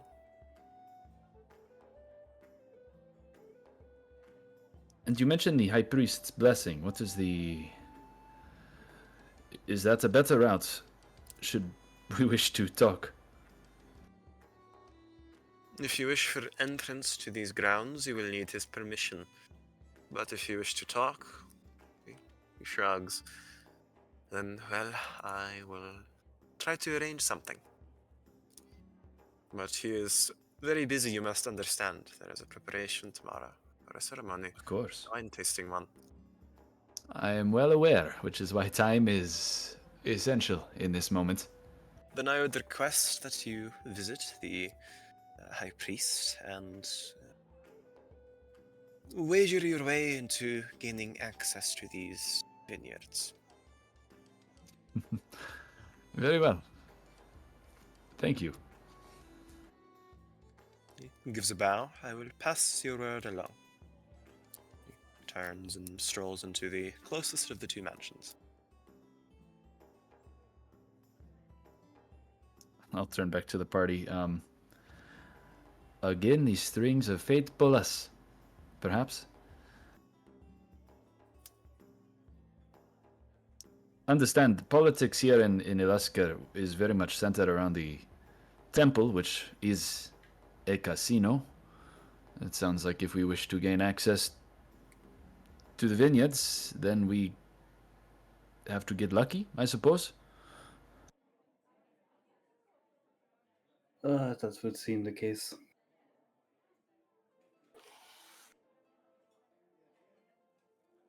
Reed will just give a snort and wipe his snout. Hope it is a place that agrees with me. It will certainly be loud, but perhaps a bit less. Well, I don't know, Reed. But if you need to step outside, please do so before gnashing out.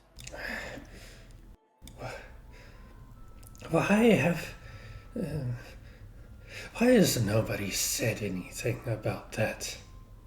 Why are you so quiet? There is a reason you don't see many gnolls outside of Delani, Reed.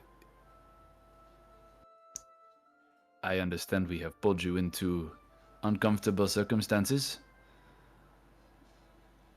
Your actions do not necessarily surprise me.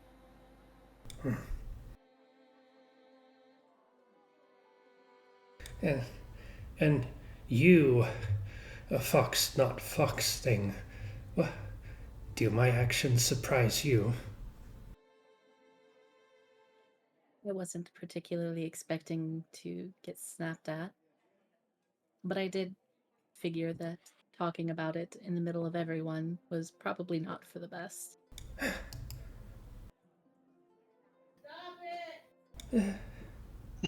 This is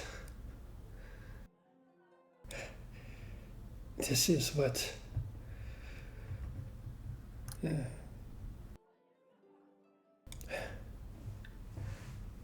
I don't like it here.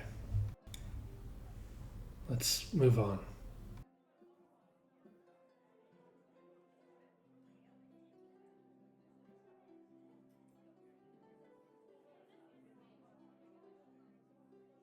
Are we in Alright. agreement to visit the temple then? I am. If this is important. I am not sure if it is quite yet, Voshka, but I feel there is something here.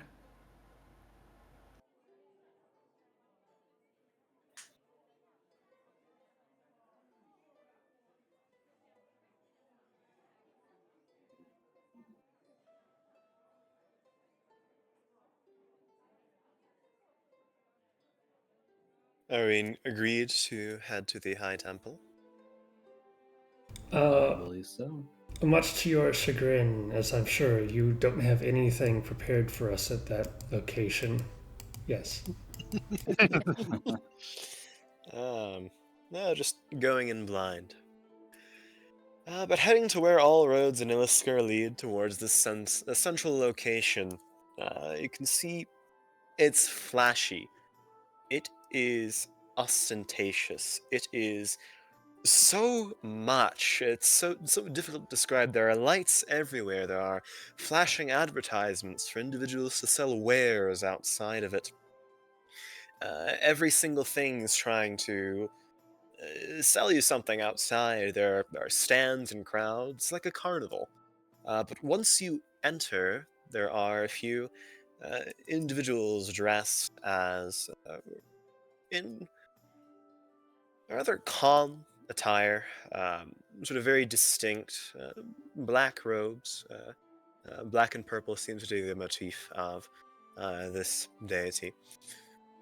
But once you enter, there are sort of red velvet colored floors and sort of an aura of smog from smoke of pipes sort of lingering in this air. There you can hear the muffled sounds of muttered words, laughter, occasionally breaking through the din. I'll put on some better music that is filtering through this hazy atmosphere.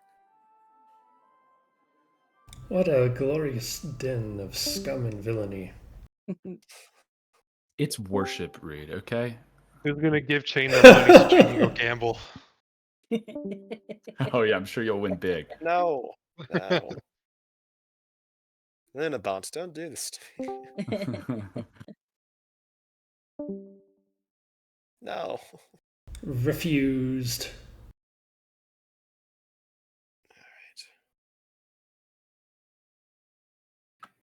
You know, 90% of gamblers quit before they hit it big. This is actually tragic. Give me 1 second. He's gambling with the Uh, music. Is Linabot down? Let me see. That would be perfect. Premium support. Nope, it shouldn't be. But why is it? It's against TOS to play gambling music.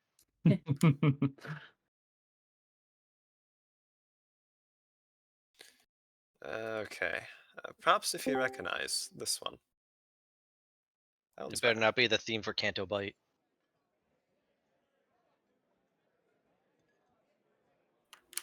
It's the bardic rendition of Eminem. Well, yourself. reading the title, it says it's from Red Dead Redemption 2. Oh, you can see this one, can't you? Right. All right. Okay.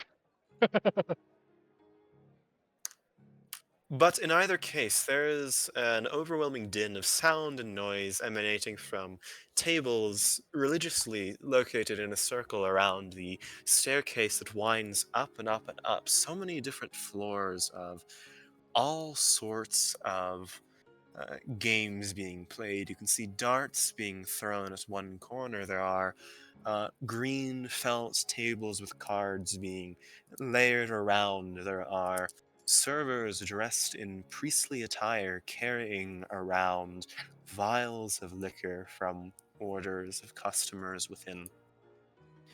All of the dealers seem to be dressed in the same attire, formal, um, much more so looking like a business than a religious establishment, but there's this sort of reverent candor that goes about all of the dealings here. There's an aura of seriousness that these dealers share that the customers generally don't. It's very much a place that's meant to entertain as a form of dedicating one's reverence to a deity.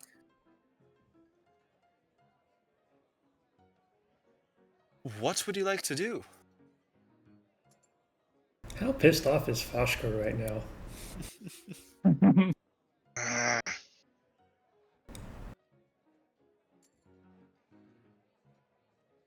Just needs one person to try to do something stupid with him. Make the circle. No circles in the casino. Yes, make the circle. Maybe that's one of the games. No, no, no, no, no. Hey, gladiator pits. Not in the casinos. There's an empty table where one of the dealers calls out, "You there, friends without smiles on your face, come sit around the table. You can spin a roulette and test your luck against the world itself." A roulette's just a table or a circle. Fenton will smile and approach the table. Lorenz will. Crane will follow go behind. too. Change to go to the darts. I don't think darts is betting. Right, and you can see him mutter a word, and a red and black sort of a halo appears around him, materializing as this sort of circular aura from which little slots appear, and you can see him juggle what appears to be three small white bead-like objects, and mutter, "Right, pick your favorite number between 1 and 100, whichever appeals to you the most. Or if you're feeling less risky, then choose a color, red or black. Pardon me, purple or black. Should you have a proclivity towards something in particular, you may earn enough to see luxury to last a lifetime. So, what do you say? Are you willing to set a wager? Might I first inquire? Forgive me, it's been quite some time since I was in Ilaskar. If we wish to seek audience with Twist of Fortune, is this a good place to start? Oh, yes. You'd have to simply impress, have luck shine on you today. But if you wish to make a request, well, we'll take donations. Do you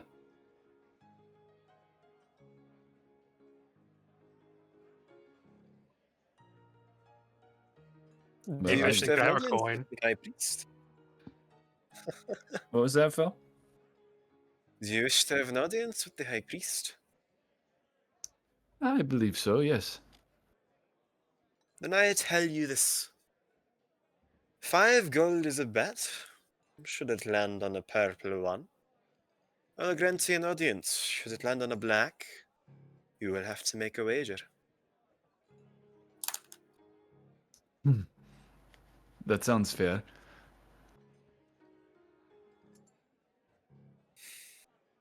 Five on purple, then. 5 on purple. Do either of you wish to make an additional bet? Does the kinky wish to provide a coin?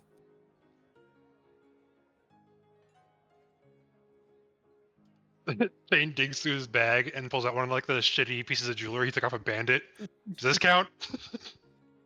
You can see him momentarily take a look at it, give it a glance. That appears to be about 5 gold itself, maybe 10. We'll say 5. Do you wish to wager that? I bet on black.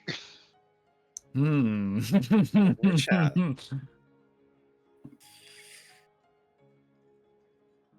Alright, so Fenton is placing 5 gold on purple, which will be odds. And Chain is putting his necklace down on black, which will be evens. Is anyone else providing a bet? Lorenz is just watching. Alright. There's a mutter in the air, and the metaphysical wheel in which the conjurer of a dealer spins rotates throughout the air into this sort of halo of coruscating, scintillating color. I will roll 1d100 here. Ooh. The bead-like apparatus lands delicately within a black square on this board, and he gives a grin. Not quite an audience yet, my Cochrane friend. I will take your 5 gold, but by our agreement, you must offer a different wager. You have more time to make it up. You, my friend, you can see him pass the 5 gold directly over towards Chain that he took from Fenton. You have won that bout. Make sure to keep it. I've never seen a Kenku that has. A Kenku walking into a casino must make all of the workers very happy. Oh, absolutely. Some of us have different odds, you see. Right. Would you like to wager another? Let's make it 10, shall we?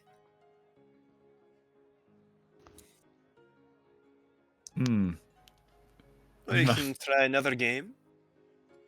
Shane pushes the 5 gold and the necklace back forward. I put it on black. Bold move, my Kenku friend. What say you, Fenton? Well, I must admit a full 5 is not another bet I can make quite yet. Let's do 3 on purple. 3 on purple. Excellent. You can see him mutter a word and the wheel spins again. Yeah. The Kenku wins once more. Takes the 3 gold, and mutters a spell, fishes around in his pocket, and produces 10 gold for you. 20 gold cumulatively the Kenku has earned. Congratulations! Fortune seems to be on your side today. But, Fenton, the day is still young. You wish to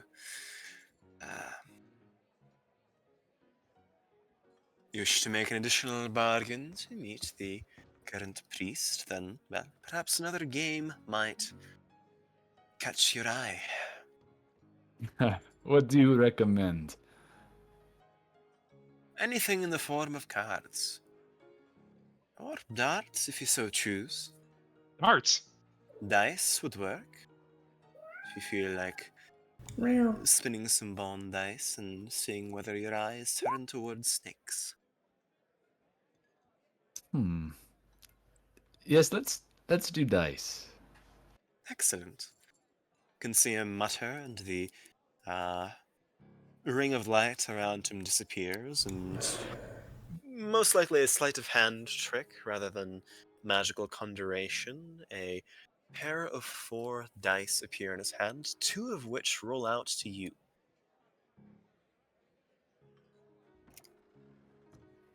Foshkra, is this an offer for a bet?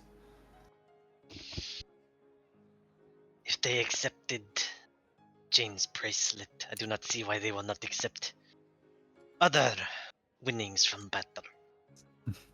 If you are willing to part with it, then I do not see why we shouldn't try. I'm sure you're well aware I have no use for actual weapons.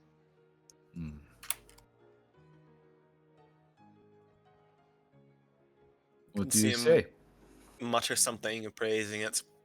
A used halberd will run you about 10 gold at the market rate. I will take that as an offer. That it is. Does the Kenku wish to partake in this game of dice? The I'm going for Kinku's darts. making gold, however, the Kinku is also preventing us from seeing the priestess. Excellent. The game is simple. If you wish to make a bet of any kind on your dice, for example, If you were to bet that your dice would show up the same face, that would be a reward of 6-fold. If you were to bet that you would roll higher than I would, that would be 2-fold. You can make several concurrent bets. Snake Eyes, for example, is a 10-fold victory, but also a 10-fold loss. So you make a bet on it. Oh. What do you wish to choose? I will begin small. I will simply bet on beating your score. Very well. And the other partakers in this game? Now I'm waiting for darts. Then we shall roll. Roll me a 2d6. Okay. All right. Pretty good. And he laughs. The dice clatter upon the green fountain table, and you can see the tabaxi laugh and smile. Ah, good bet. Seems like luck has been more kind towards a halberd than offers of gold. Apparently so. Battle! There's a mutter, and 10 gold pieces spill from his pouch towards you.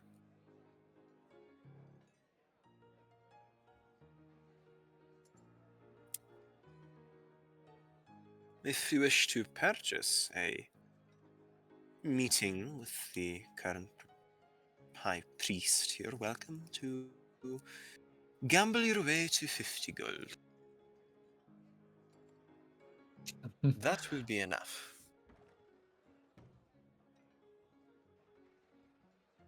Or you can place your cumulative wager on the next bet and earn a slot there. Keep in mind that if you do owe some, there will be prices to pay.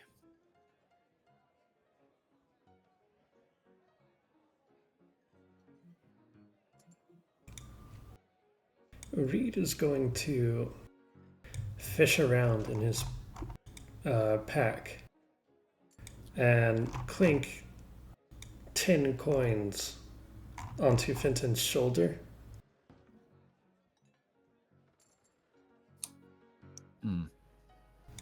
Are you sure, Reed? The things that have value to me are not things that usually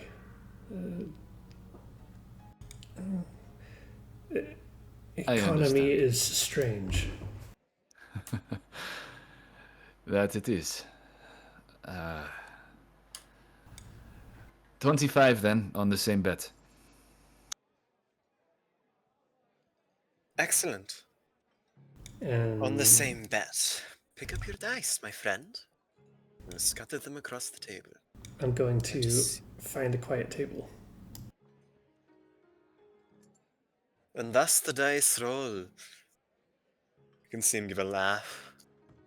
It is unusual that such a string of luck continues in this game. Your Kenku friend, despite all the odds riddling his soul, managed to turn a profit, and you have secured 50 gold. If you wish for an audience with the priest, I will take that. And you may head up the stairs. Trust me, he knows the fluxes of fate. He can sense it. Oh, yes. That is intriguing. Would the audience extend to my companions here? If they are part of your entourage, then yes.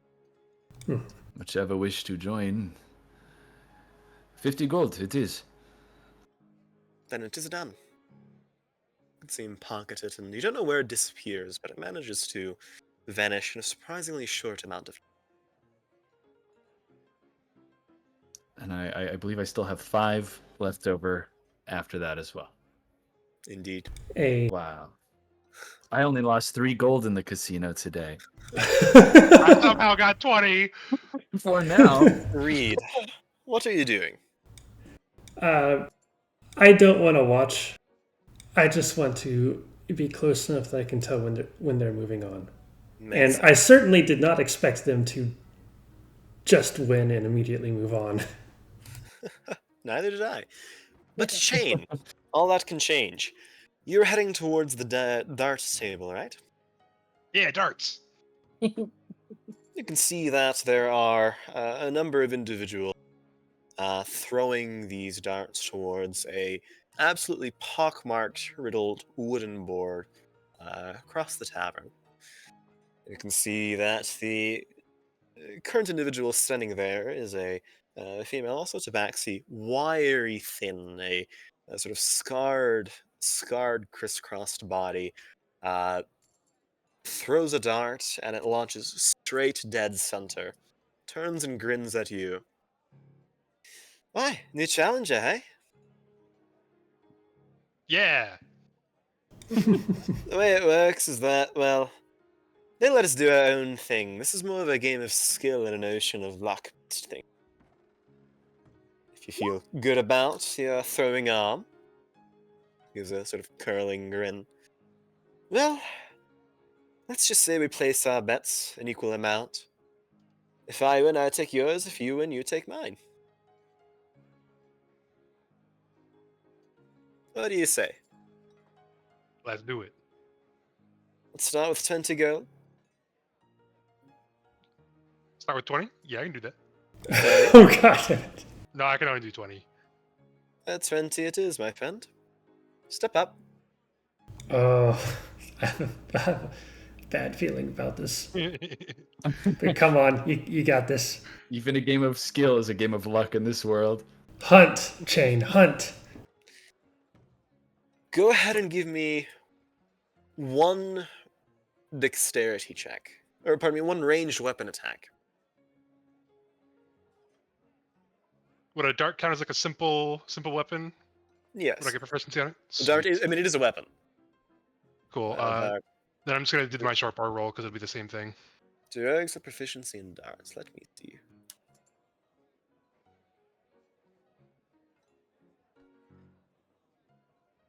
Oh, it's a simple ranged weapon. You do. Go ahead and make a range attack roll, yes. Alright, yeah, I'm just gonna do the sharp bar since it'll be the same. No! No! You beat it! Shane. Shane, you're not quite used to throwing darts, and especially compared to the woman here. I'm going to roll now.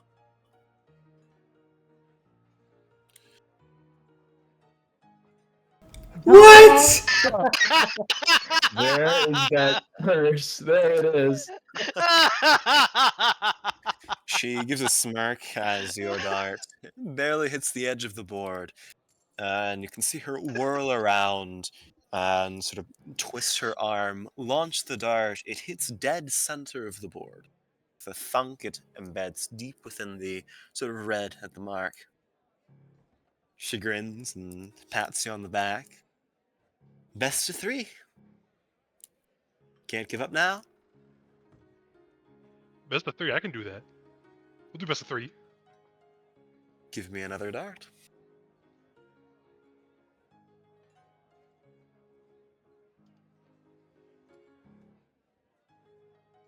Oh? 25. Awesome. A 25 sinks into the board, almost center, but it's within the red of the pinnacle of this bullseye. Not quite dead. She whistles and says, "Good shot. You're not that bad. Better than I thought." And I was she's just going getting to warmed throw up. again. She aims That's just outside, and it thunks into the white beyond. She cocks a brow. Right, got me beat there. Still 1-1. We have a game. And it all comes down to this.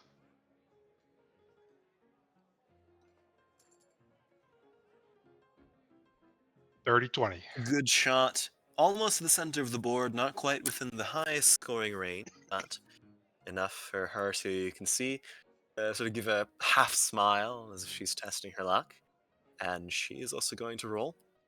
Oh, Just there. narrowly beats you out. The dart thunks into the board and she gives a laugh. I was close. You're not that bad. But unfortunately, sorry that Kenkus have poor luck with the gold. Yeah, it happens. And he'll just hand over the gold. She shakes your hand while you're at it. Good on you for trying, though. Seems like fate doesn't quite change for you a lot. Nope. One specific person to thank for that. Don't we all? She turns and walks away. And thus 20 gold is lost. Easy come, Gone easy as go. fast as it came.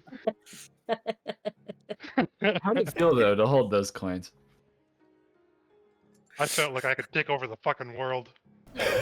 Oh, Yeah, as soon as you were done with that, I was going to walk over and ask if you wanted someone to hold it so that it didn't get lost. But it's fine. I Alright. could have just walked back on darts.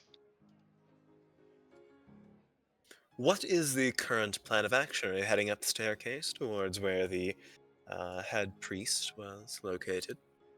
Hmm. I Let's- am inviting whoever would like to join. Yes. Oh, joy. Lorenz will join. Let Dane will us join. And gather. he'll walk up next to Fenn and be like, I lost your money. Ah, well. Easy come, easy go, I suppose, Shane. Hmm. We got what we needed in any case.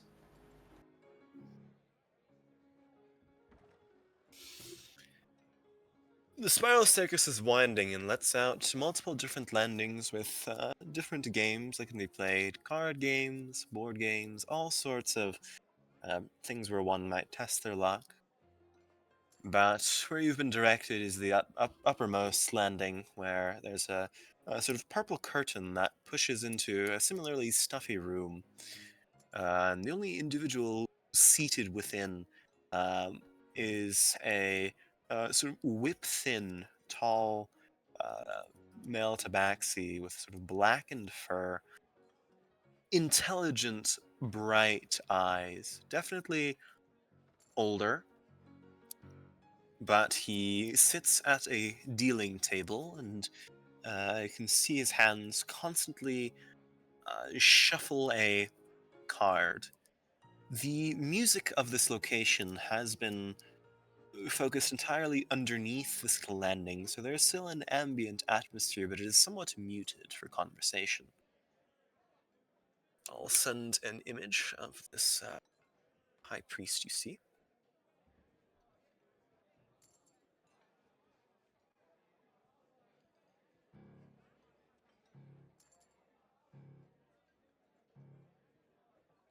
He leans back and gives sort of a mischievous grin. Down on your luck, eh? I was hoping you could help us determine. Alright. No, I admire your Kenku friend for being willing to put themselves out like that. I haven't seen a single Kenku turn a profit in here for a quite long time. It's a shame that he squandered it away, but, well, welcome in. Have a seat. You're the son of Kenyon Tanabe, aren't you? Ah, I am. Might I ask what gave it away? Feather structure. And a few individuals in town noting that you came by. You have a reputation that follows you about. That can be a good thing, that can be a bad thing, but, well, certainly is exciting. What is a group of you doing in my little abode?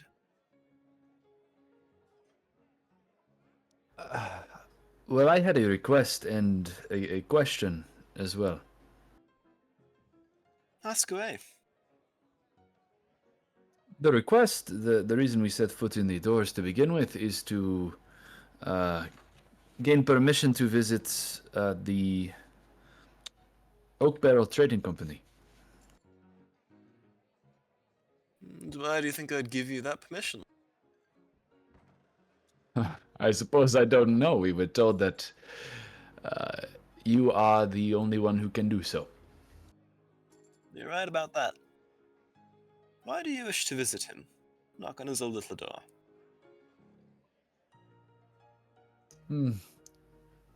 To exchange information, have a discussion. As it usually is. See him give a sigh and spread the cards out, give it a fan. Do you believe in luck and fortune, my friend? You bring me to my question. But I will answer yours first. I do. I believe I do.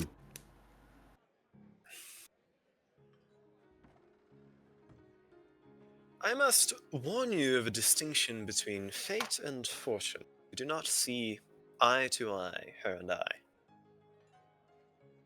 Something must be spurious to be called luck, and if it is a consequence of planning, it is fate. Do you happen upon your request to visit my winery as an instantaneous thing you saw come up rapidly, or do you believe deep down inside that you are destined to go there?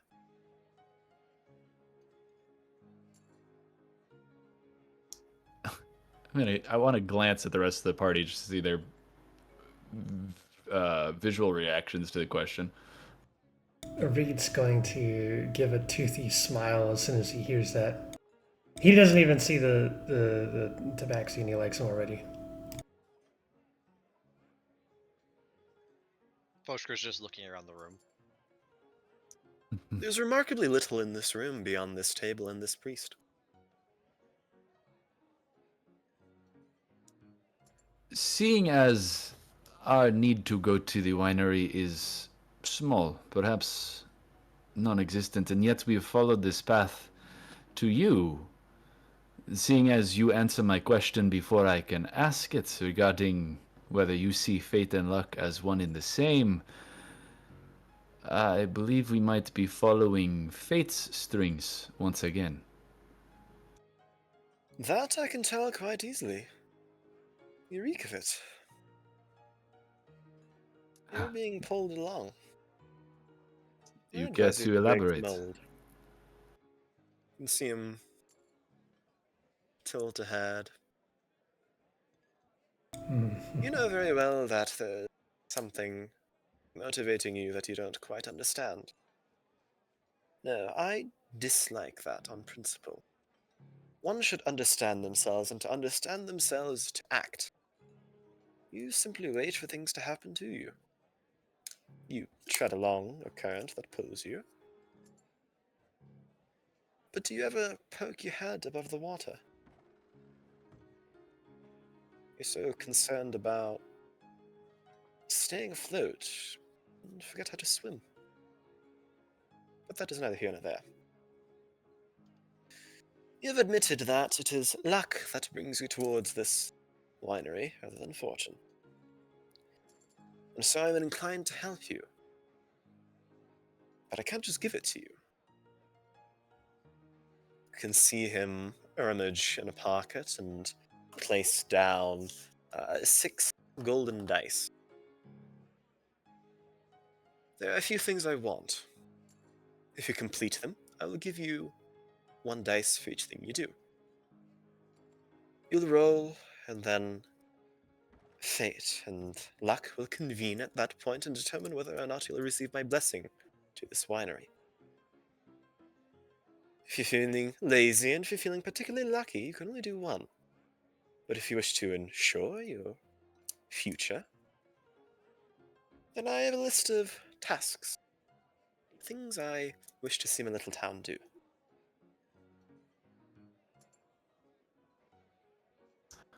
Go on. I am listening and intrigued. Right.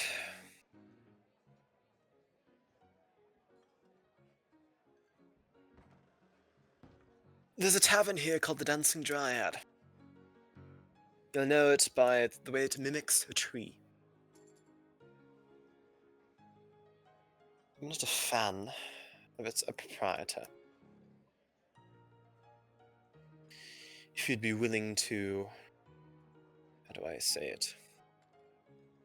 Take the statue of a dryad that is held hostage up on the main floor there, and bring it to me. Well, that'll be a dice errand. There's another tavern. You should have seen it by the ship, called the Soul Thrust Cutlass. If you bring me the cutlass that is similarly framed, I will give you a dice in return. Additionally, there is a mansion in the little street of wealth called the Brothel of Slaking Intellectual Lusts. I dislike the way the individual who runs it treats her performers, as she calls it.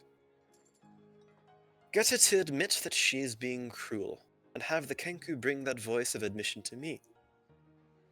And you'll have a dice.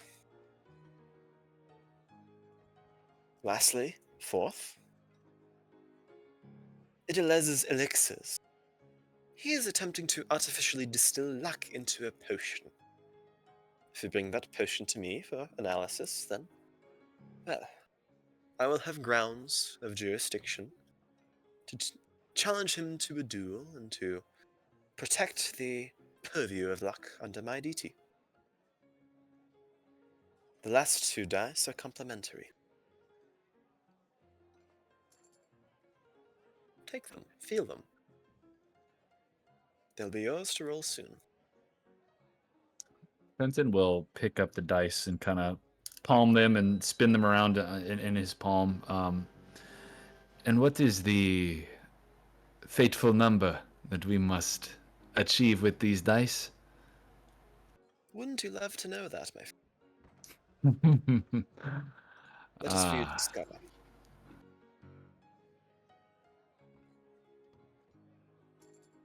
well, I believe I understand your 4 assignments. Tell me, is this your preferred way of getting tasks done around your city? To my understanding, you are, I don't know if Baron is the right word, but the leader of these people. It takes a lot of effort to ensure that there is no effort taken to rule these people, my friend. I don't wish to be a tyrant, but I will take every action necessary to ensure that there is no trace of tyrants in my neighborhood. How do you feel about the others in a similar station in New Kylax? Who am I to care about them? This is the home of Luck of the Draw. Other homes have other leaders. And do you take me as one who would pry into the window of some other private establishment? I'm not crass. Just be mindful of who's in your city, is all I recommend, but... You think I'm not? He gives a smile.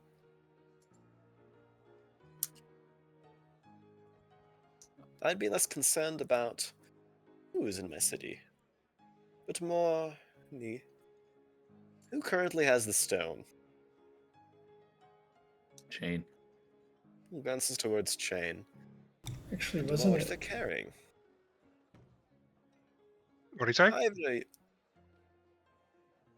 He said, I have no real care for who is in my city, and more. And he glances towards Chain. What they're carrying. Do not be warned. I have no interest in articles of fortune. You're safe from me. But others, he frowns. Be on your guard. Luck can carry you far, but you must, well, defend it. Remember, there is merit to the saying, the harder you work, the luckier you get. So, there are 4 tasks, and you must work very hard. If you do, then perhaps you'll be lucky. Go on. We've had our audience. So we have. enjoy the city. I will look to my companions and I will stand. I'll offer a hand to shake with this tabaxi. Leaps up and shakes it enthusiastically before dropping to the ground. Or not to the ground, to his seat. It's a pleasure to meet you. And you as well. Take care.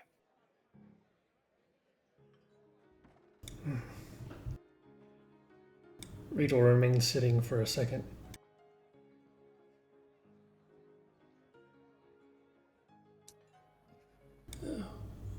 You are a leader of all these people. One that ensures things are as they should be. You know what we bring through your city. How do I convince these people of its importance? He frowns. There are two things to that, my old friend. The way I ensure how the city runs the way it is supposed to is by not interfering whatsoever. I let it run its course. Those who divert a stream may change the stream, but it spills over in dams, it floods cities, it restores itself eventually. Who am I to interfere? And as to your second, perhaps let the consequences of treating it the way they are catch up to them. Hope you survive.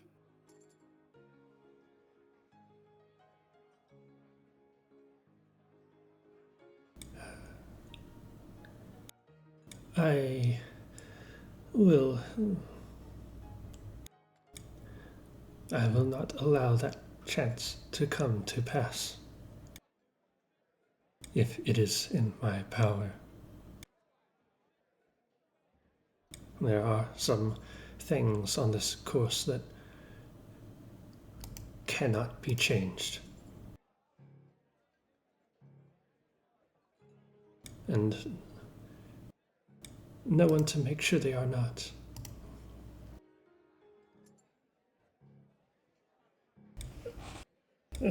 Thank you for...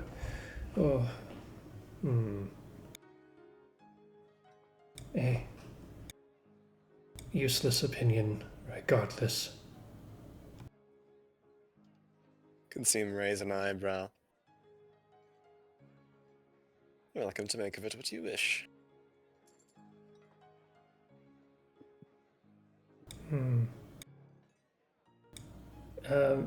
He will stand up, turn around to attempt to blindly walk through the doorway. Roll me a dexterity check. 6. You slam against the door, or against the side to the door.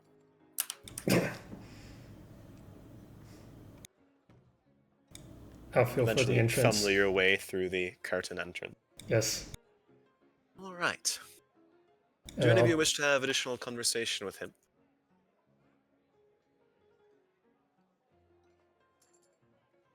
I'll I take am those good. now. I don't think I have anything to talk about. Are we headed outside of the tavern? Or outside of the casino? I think so. Indeed. It's a breath of fresh air to be outside that stuffy, loud, noisy place. You have 4 tasks if you'd like to gain additional dice in this priest's little game. What would you like to do? That was certainly not the afternoon I expected, but what do we think? The afternoon is still before us.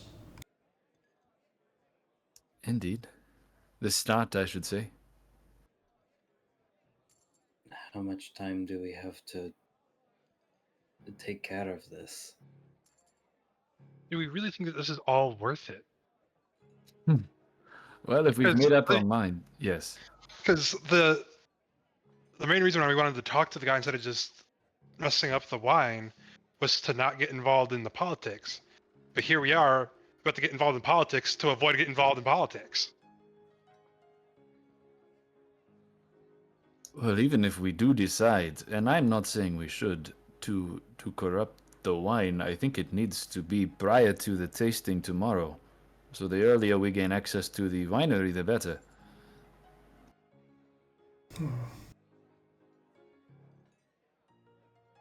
In any case, if we've decided we are in agreement to spend a night in a proper bed here in Alaska, we have some time to kill, and we should resupply for our travels. But it could be worth our time. As he said, I can't help feel that there is a pull and an importance to the winery. It's a winery.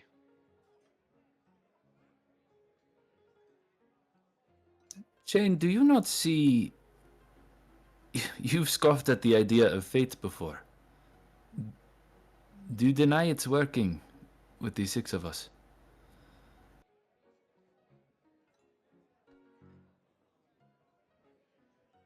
Fate is the musings of those too desperate to see logic. And what logic do you see in a connection between us when we visit the astral realm?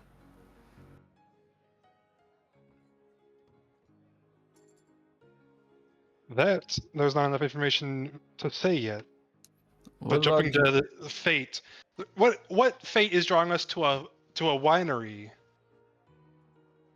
The only business that we possibly have there is from some over talkative wolf that we met in the woods that we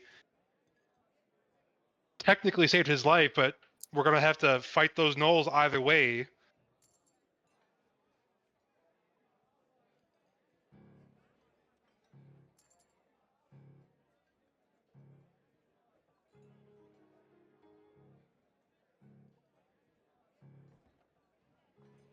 And the rest of you? Do you perceive what I do? Or are you more convinced by Chain? I'm in agreement with you, though perhaps not your methods. I believe if it is as simple as placing something in a vat, can be done. But all of this dryad cutlass brothel, this is all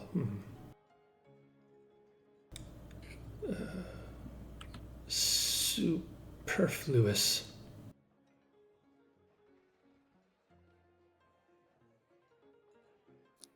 He'll smile a little after saying that word.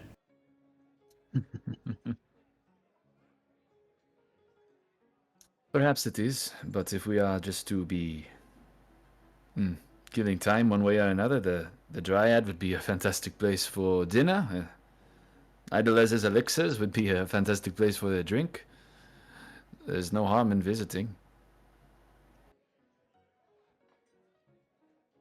Perhaps. Perhaps you're right.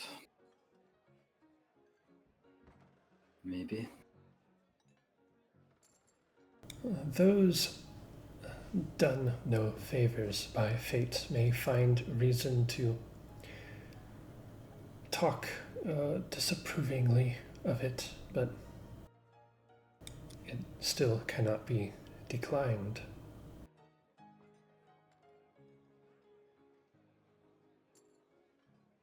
Leora?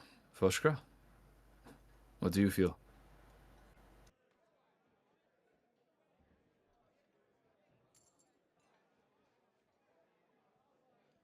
Are the streets around just completely cobbled, or is it like kind of like dirt roads and paths in some places. It's definitely cobbled in this part of town. Further you get from here, the more likely it's to be dirt, but this part is neatly paved and cobbled.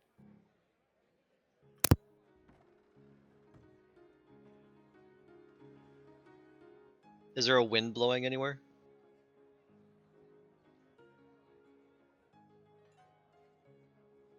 Not strongly, but there's a gust. There's some sort of warm rains happening that usually.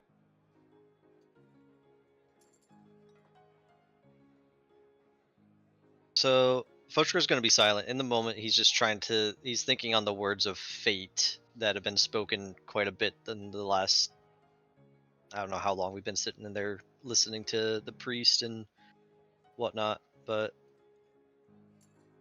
he's going to try to remember some things that he learned from the elder of his clan, to look to the land to see if there's any connection or sign with that. Just out of curiosity. What specifically are you trying to gain from your attunement with the world around you? Just any sign that may lead to the truth of the fate of all this talk about fate and luck, or not. You know, something that he would pick up on, or even may allow him to guess. I'd say give me a wisdom check, but that kind of thing would require something like the augury spell or other class features of a similar variety, but you're welcome to make the check. Yeah. Again, he's just trying to. Mhm. All this talk is just making him think about some lessons, and it's a 9.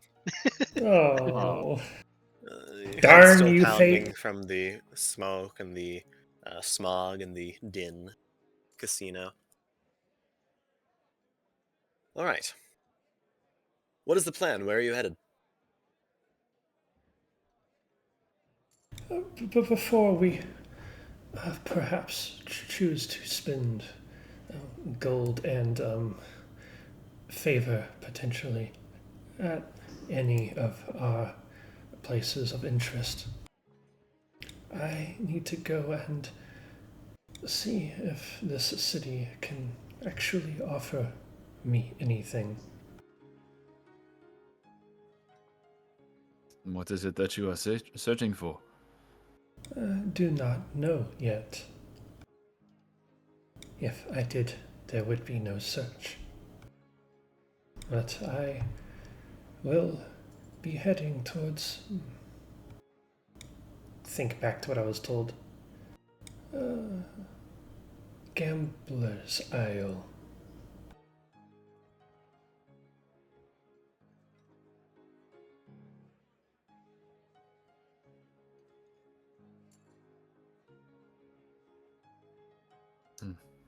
If you feel you must, perhaps we should agree upon a meeting point in that case.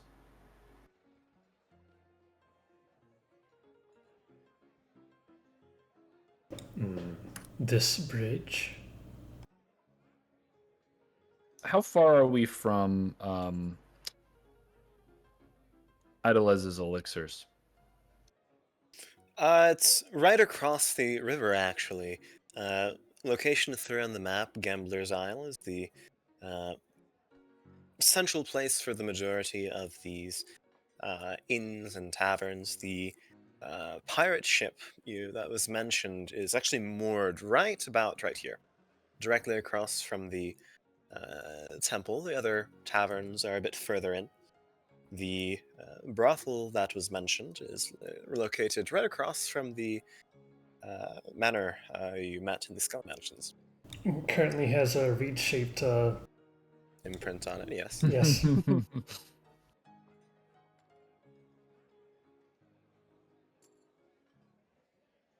Well, would the rest of you care for a drink? We can start with a conversation.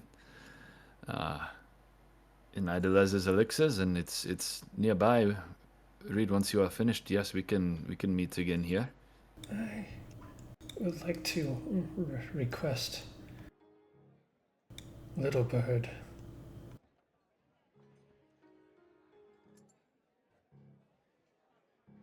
Why? Why? You've hunted food. Do you not wish to provide it?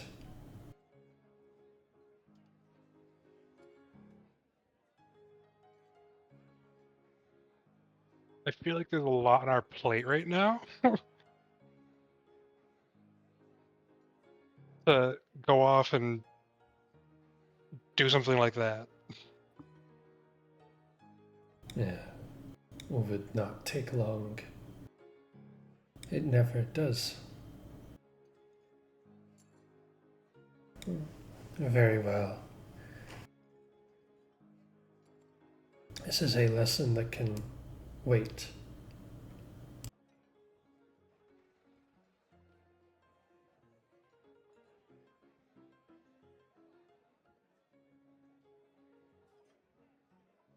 All right. I'm going to start walking to where Siren pointed out on his map and look for this curiosities and oddities shop. All right. Reed is heading off to Fallon's eccentricity. What are the rest of you doing? Where are you going?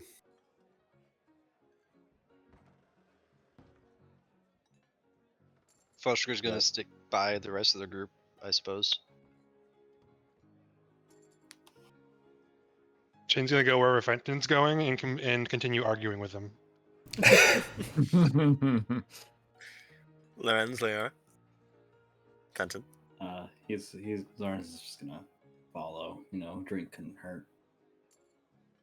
Oh, You don't know that.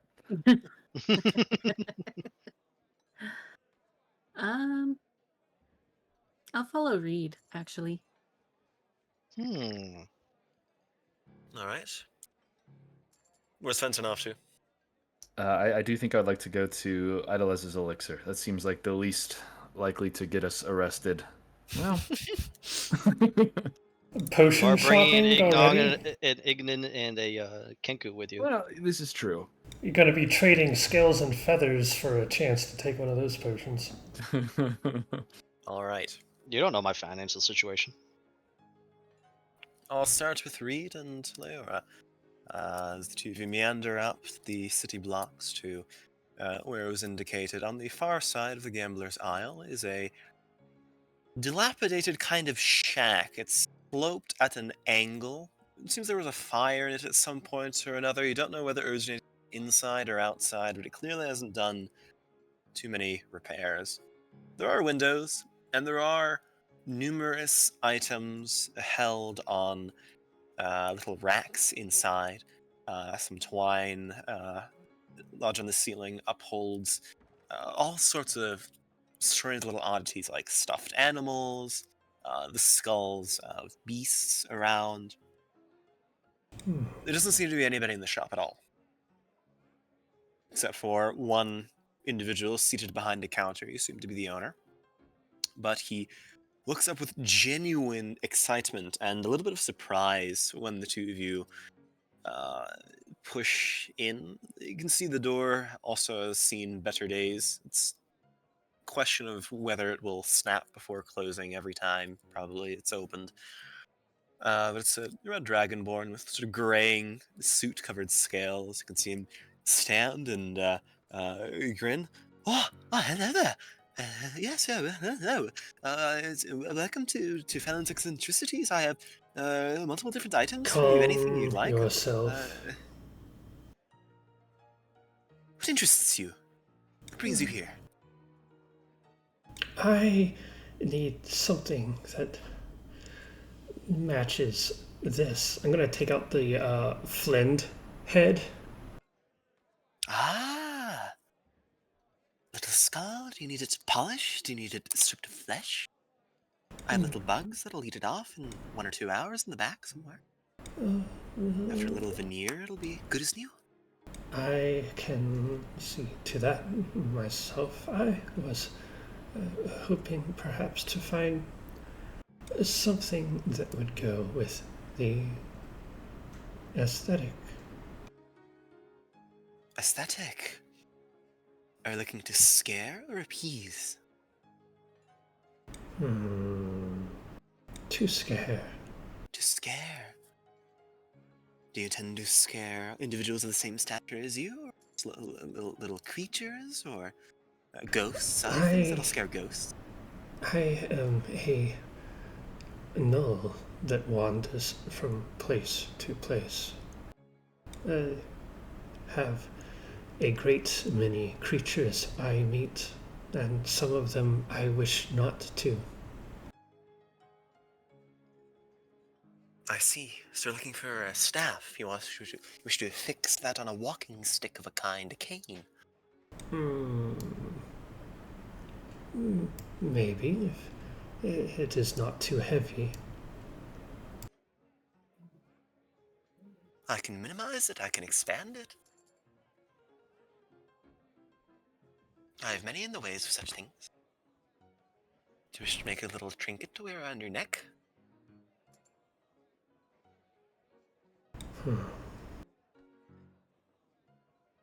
Something sturdy enough to use when punishment is needed. I see, I see. Well, and you can see him rummage around. He seems to have a curtain just for things like chains and manacles and all sorts of things to cause injury of questionably moral varieties. And he eventually comes towards what appears to be a large bone link chain. You can see him just, unclips it and sort of lays it out. It seems similar to a belt in the way that it has a buckle on one end. And he says, "Little object of my own invention. It's a whip, but I can stiffen it for you. Wrap it around your waist, and with an uttered word, it'll clip right into a staff." I am interested. Can I you can make show it more me? bloody if you'd like. Can you show me how it will work? Show you what, sorry? How it will work. Right.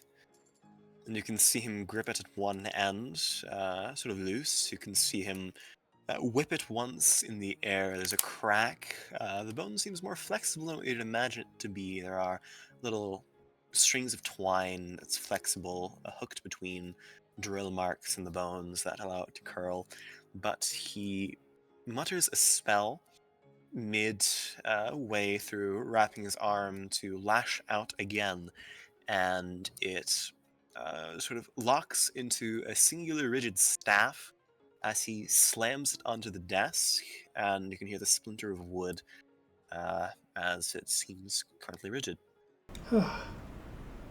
Glorious.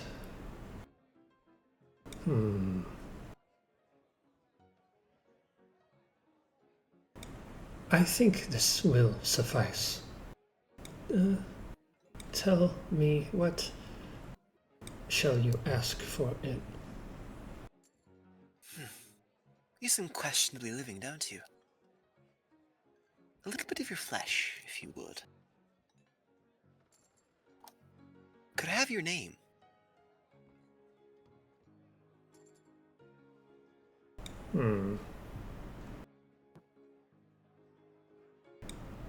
My name is Reed Annalus Charbrine. My flesh currently serves a purpose. I need to ensure the new purpose will be agreeable. What will it grow? Oh, well, it's not for your understanding, I suppose. It'll grow something. Part of the fun is finding out, isn't it?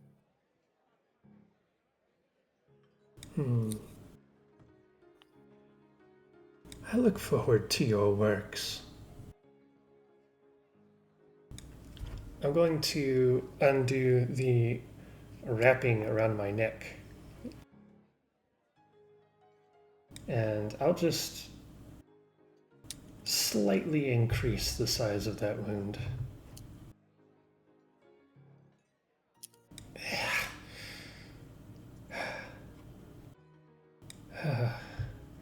Still a little bit of feeling. It'll go away soon, I'm sure. And see him kind of take the chunk of flesh in his palm and set it on a scale on the back. I'll do good things with it. Hmm.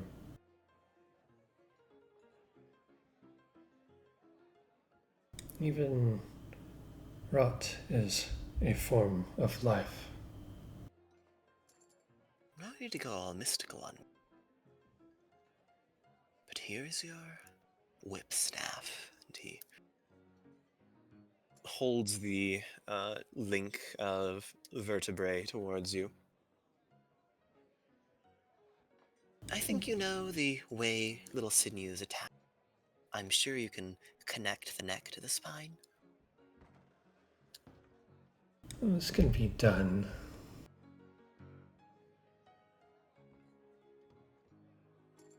I'm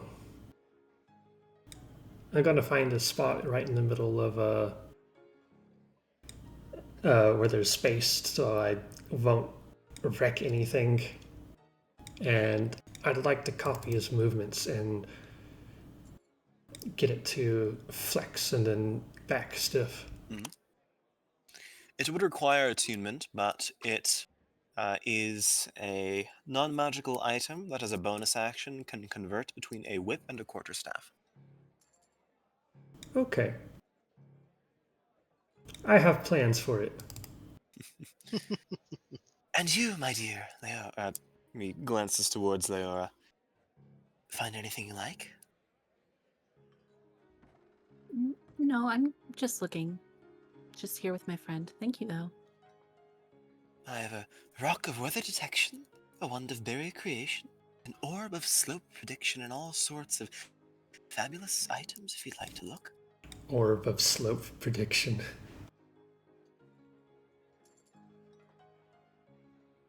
No, I think I have everything I need at the moment. It's a charming little shop you have, though. Thank you for your kind word. Take care of your friend. He seems ill. I will. Is there anything? Are there anything like super cutesy, like flowers or whatnot?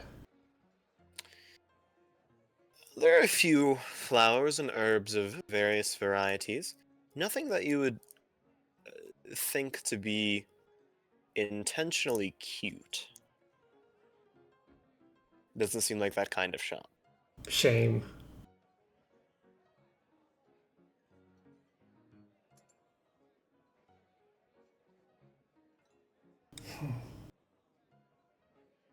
Do you have everything you need, Reed?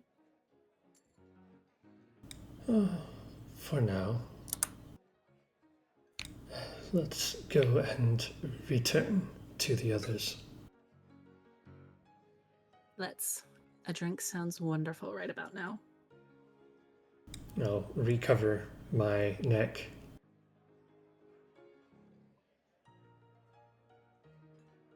Is there anything I can do to help with that?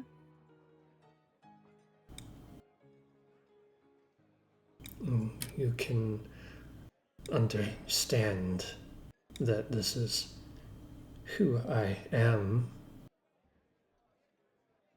and it is not made to be agreeable to you. I gathered that much a while back. Yet, when the urge overcame me and I attacked you, what did you do? I would have defended myself had I the need to. But thankfully there was no need. quest is important. But I need to know that you understand what it means that I am a gnoll.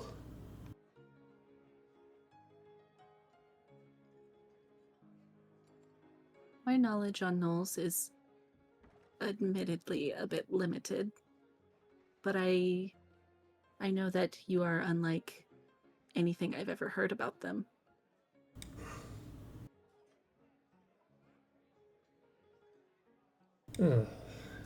See that you do not become comfortable, complacent. It will improve your odds.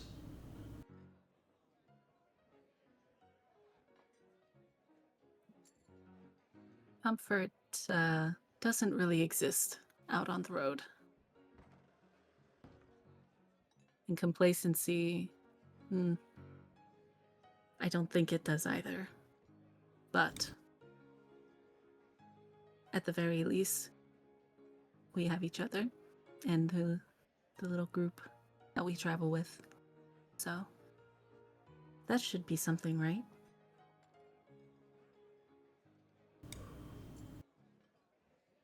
When will you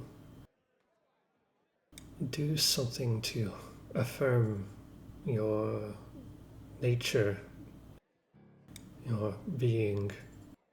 I've not heard you sing.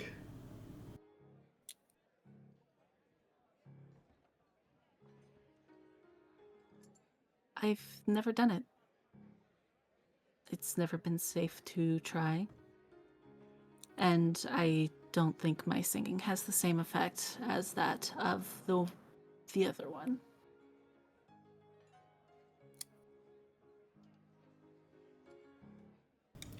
Do you fear it? Is it something that tickles the back of your mind, wanting to be let out? I think we all yearn for a bit of freedom. But no, I don't fear it itself. I fear others who perceive it, or who might perceive it.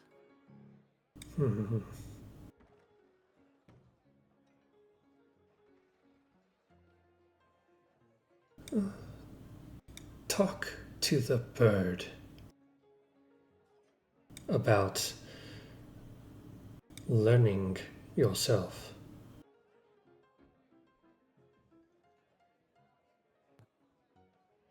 He knows almost as much as I do. You will learn together. I would like to.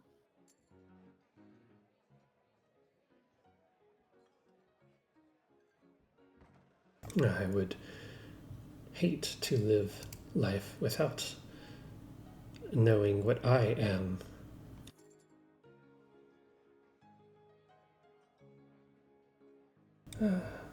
Thankfully, I am learning more every day.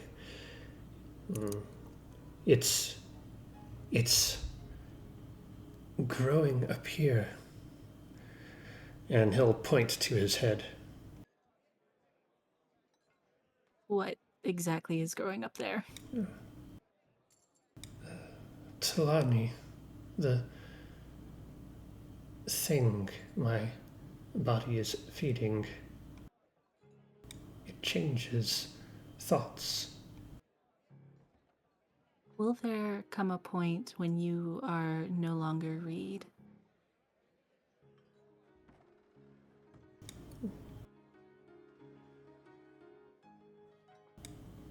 I am still learning that, but I am still very much a gnoll. I hope one day maybe I will become something new and green.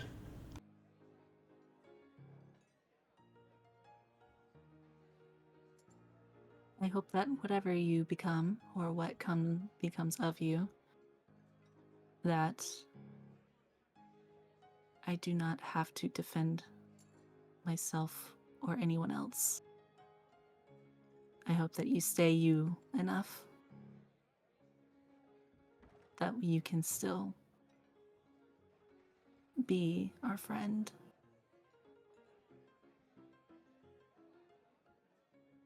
I'll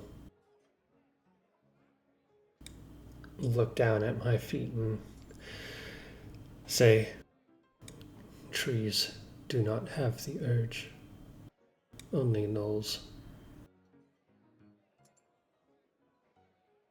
I think it will be an improvement.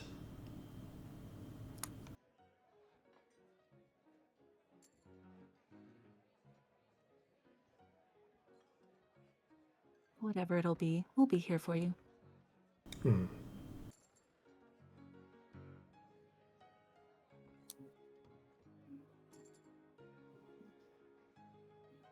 Look around. Where did they say they were going again?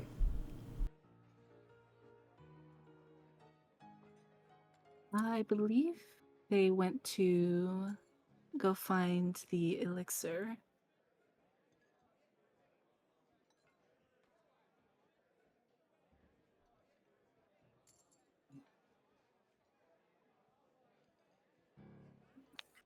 I don't know where that is.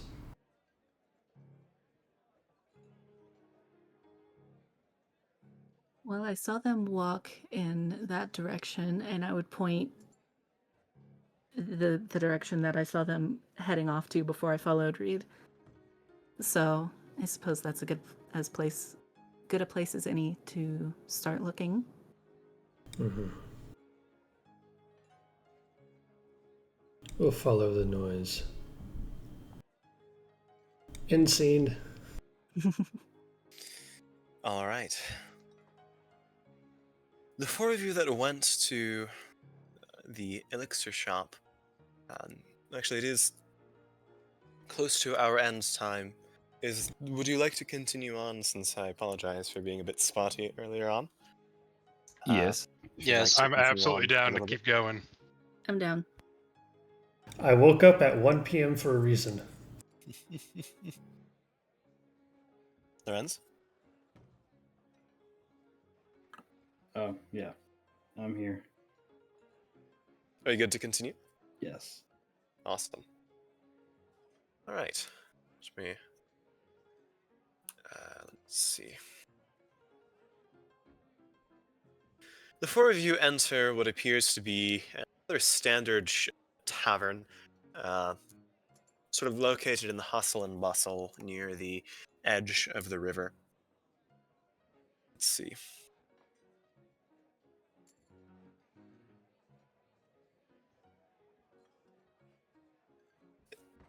You can see it's somewhat grand. There are multiple alchemical apparatuses strewn all around the theme of this tavern. There are pipes in the air ferrying multicolored liquids around all ranges of fluorescent blues, greens, reds, purples, along with a sort of metal floor and sort of rigid, somewhat uncomfortable looking seats, a little bit more zany, a little futuristic for what one might imagine uh, a tavern in this city to be. It very much seems to be a blend between an alchemical laboratory and a tavern, but still it seems quite popular. The thing that you see immediately upon entrance is that there is some individual floating mid-air, kind of bouncing against the ceiling, laughing his ass off. The nature of this tavern seems much more upbeat and strange and wild and zany than almost anything around. The leader, or the individual in charge behind the bar, seems to be a sort of burly, old blue-scaled dragonborn, sort of cataracts in his eyes. You can see he wears something like aviator goggles that is sort of stained with scars. His scales seem pockmarked and chipped and dyed, all different colors. And he sort of gives a guffaw as you answer. Welcome to Deleuze's Elixirs. Every drink is a new unique surprise. Welcome, what can I get you? Um, I think on our way here, I would have warned the party. This is a novel location we are headed to. Not an unpleasant one, but I will warn you, the last beverage I had here turned my feathers pink for a day or so. So be ready for anything.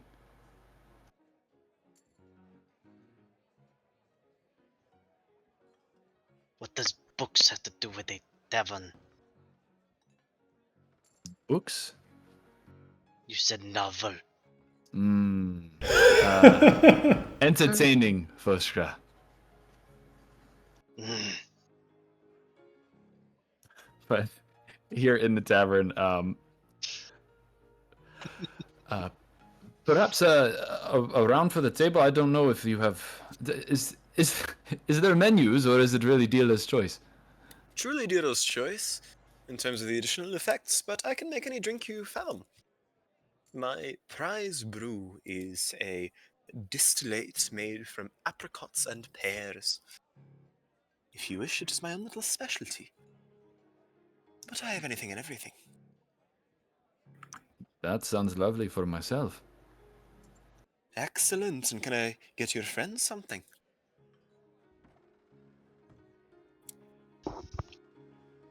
You say you can make anything. I can make anything, but twice, perhaps not. Then a challenge. How about a drink that will take me back to the sands? That is teleportation. I haven't quite figured that one out yet. First I've got is thrusting someone into the sea. Kind of looks at him quizzically, confused now. I believe he may mean mentally, Idoles, something familiar to his home. Ah!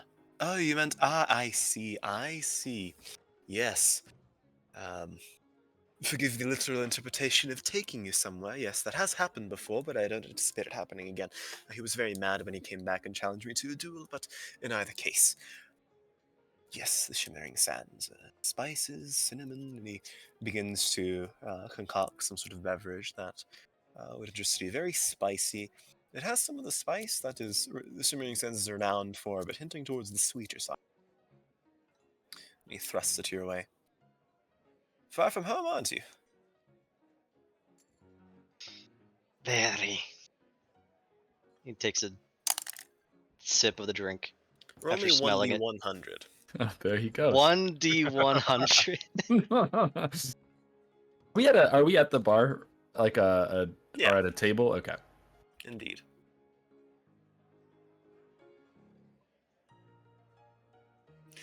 There is a jolt of electricity, like a lightning bolt, struck you right in the throat in an invigorating.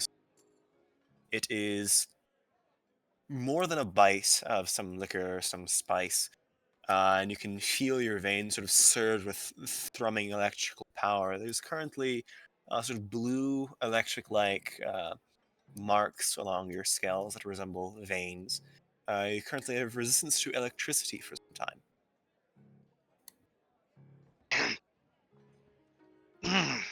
And you sneeze bolts of lightning. He's currently trying not to sneeze. That is terrifying. Quick, Fenton, feather right in front of his snout.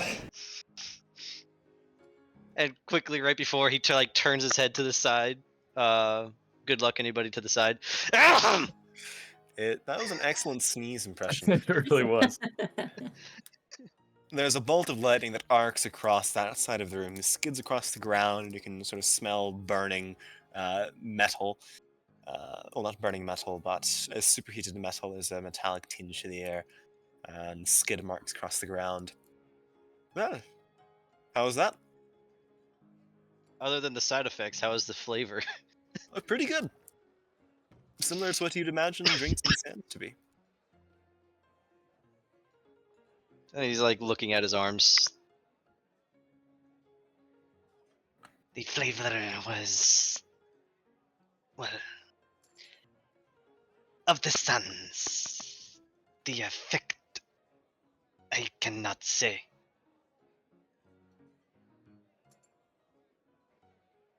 Well, the effect's not up to me either, so it's a novel experience for both of us. Mm. And he like wrinkles his nose, trying to fight off like the tickling of after effects of the sneeze.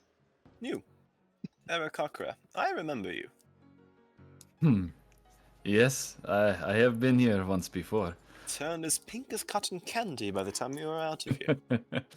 I am surprised your memory stretches back to then. There are certain things that stick with me. That is one of them. Tell me, Idolaz, if you will, are your concoctions, the effects they have, truly unknown to you, or do you spend time crafting possibilities? Gives a hearty laugh and sort of leans on in. I'm a better alchemist than many people think.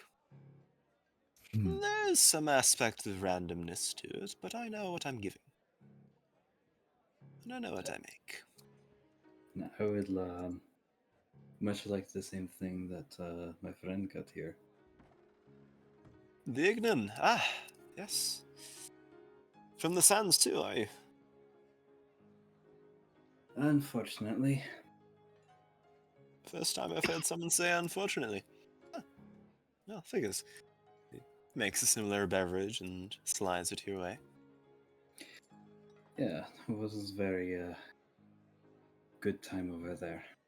And Lorenz is gonna take a sip of it. Roll me a 1d100. Oh boy. Ooh, Ooh. Wow. big number. Whoa. His strength is permanently 20. Wow.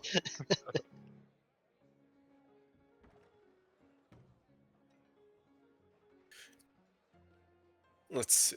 Oh no. Uh-oh. Oh. What? Roll me a 1d4. Oh. Uh-oh. 1d4, right? Oh, 4. Okay. This is going to be so sad. Yes. Oh, my no. Lorenz, you forget the last 4 hours. Oh no! Oh, oh shit! And you forget what you were told when Foshka, or when you were at the Crossbloods with Foshka.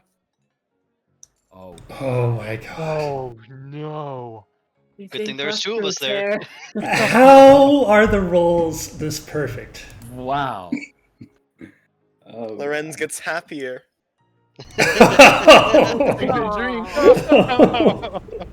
Lorenzo, he takes a step back. Is he like? Does this like It's- include like immediate memory? So he has no idea where you're kind of like where he is at the moment. Your mind draws gaps. You think you just left the mansion at the Scale Mansions and somehow ended up here. You don't really remember where you were going to, but kind of forget what happened in the interim. You This wonder counted why Lorenz it's later getting in the blackout day. drunk. Whoa. How did I get here? What do you Yeah. mean? How did you get here? I mean, we just left. We were going to find the tavern where we were going to stay.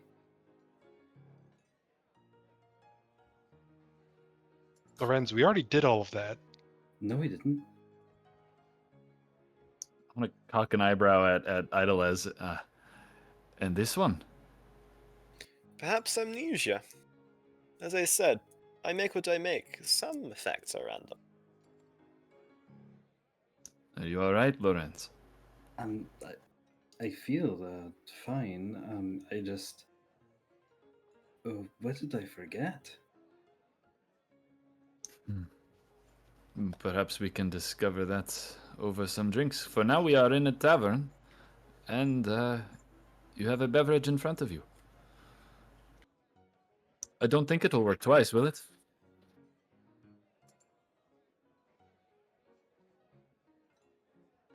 Shane was going to order a drink, but he now stays quiet instead.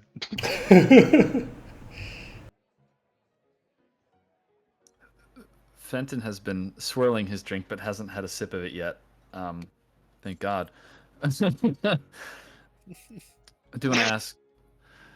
You know, Idaraz, there is a rumor that has taken quite a hold in a town like Alaska regarding yourself. There are many rumors. Speak. One I that like hearing them. one that you are working to distill the power of luck itself into a beverage. You can see his face immediately freeze for a split second before regaining its posture, and he rolls his shoulders and grins. And whereabouts did you hear that? Drifts around near the casinos. Anyone who wants an upper hand is enchanted by such an idea. I'm sure. Well, to be fully forthright with you, this tavern, he glances about, is a consequence of my attempted distillations. You see, when distilling a potion of luck, one often gets random side effects, spurious little correlations. Just simple enough to slip into a drink, and thus you have all the fun you're seeing here. But no. I'll tell you what. He leans further in, since you seem to know about that. I need one more thing to complete my true potion. One I believe to be truly working. I And can't what quite is get that? it for me, since, well, let me phrase it this way. I ran into some odds with an individual in the Dancing Dryad, proprietor there. I know her to be of a Fey origin. Do you know what Fey are? Ever so slightly. If you were to bring me a strand of her hair, that would make the potion complete.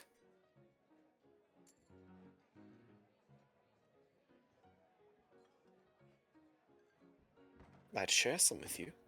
Once I have the recipe down, well, I'll give you a dose for free. Use it to make a fortune at the temple, if you can. And you are sure you are that close to the correct recipe? I'm certain. Is there any chance you could part with an almost completed sample that you have so far? I am afraid not. It is extremely volatile and very dangerous.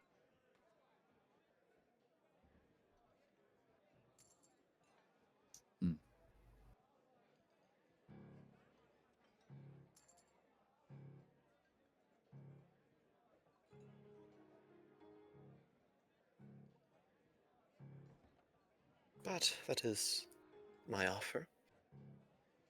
You haven't had any of your drink. No, you're correct. I have not. I figured I might as well do my conversing before I take any chances. You see, I don't have Pause. an abundance of luck just yet.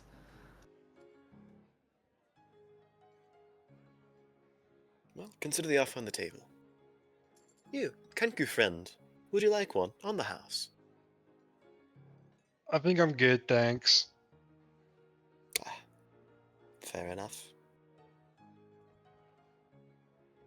I will offer before I indulge. I am, since we last met, a keeper of Mazarim, and truthfully, I desire to collect information more than anything else. As much as a potion of luck seems like a delightful cheat, perhaps, to gaming the systems here in Alaska. I do not plan to stay. If you are willing, I would desire, in fact, I would suggest that you part with the recipe, at the very least, so that it can be preserved in the sands. And while Fenton says this, he will have a finger in his poncho, open a little jar, and he will run a talon across a snake's tongue that has been dipped in a sweet oil and cast suggestion. Interesting. Okay. Oh.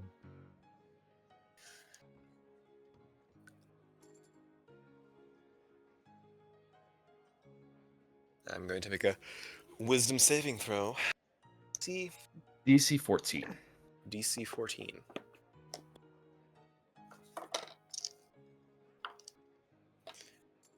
Can see him lean back for a while, tap his claws on the table.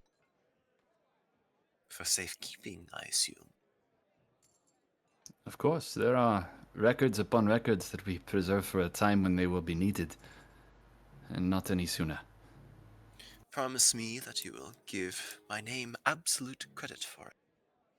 If you desire, yes, you can be on the title. Right. Then I will provide to you a little note. A scrawled recipe. An incomplete one, but enough to get you started. And he shuffles to the back. The suggestion worked. Yeah. Sneaky little bird. You fly dog. You caught me monologuing.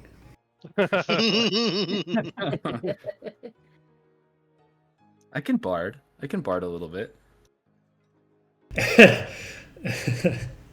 This bird isn't Are- so innocent.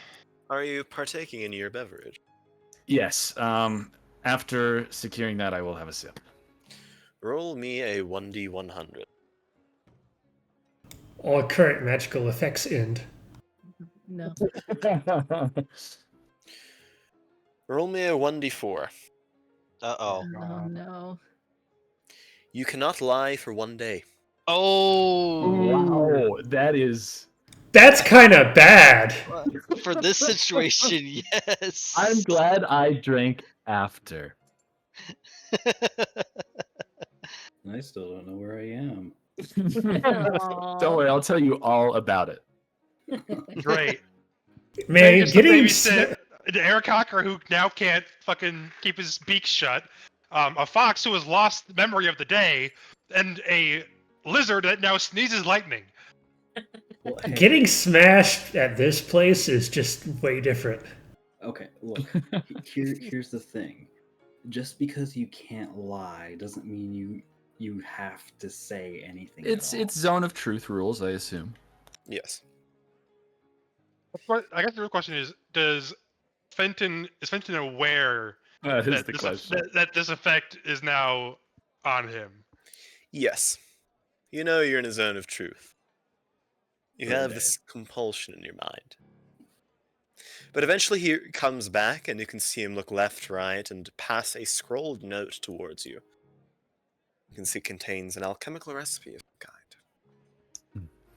Thank you, Idoles. I appreciate it. Make sure to credit me. It is mine. It is yours. I look forward to seeing my legacy spread. Right. Aditi can't always have control over luck, can't we? What was that? Aditi shouldn't have full control over luck, should it? If it is a tangible enough power to wield, perhaps not. We have cracked many other arcane secrets that the deities once held exclusively. Then it shall be done. I have other patrons to attend to. Good luck. Very well. Thank you again. The drink is, all right.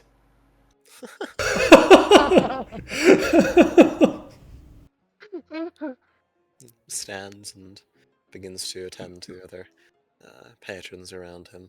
It's a popular place.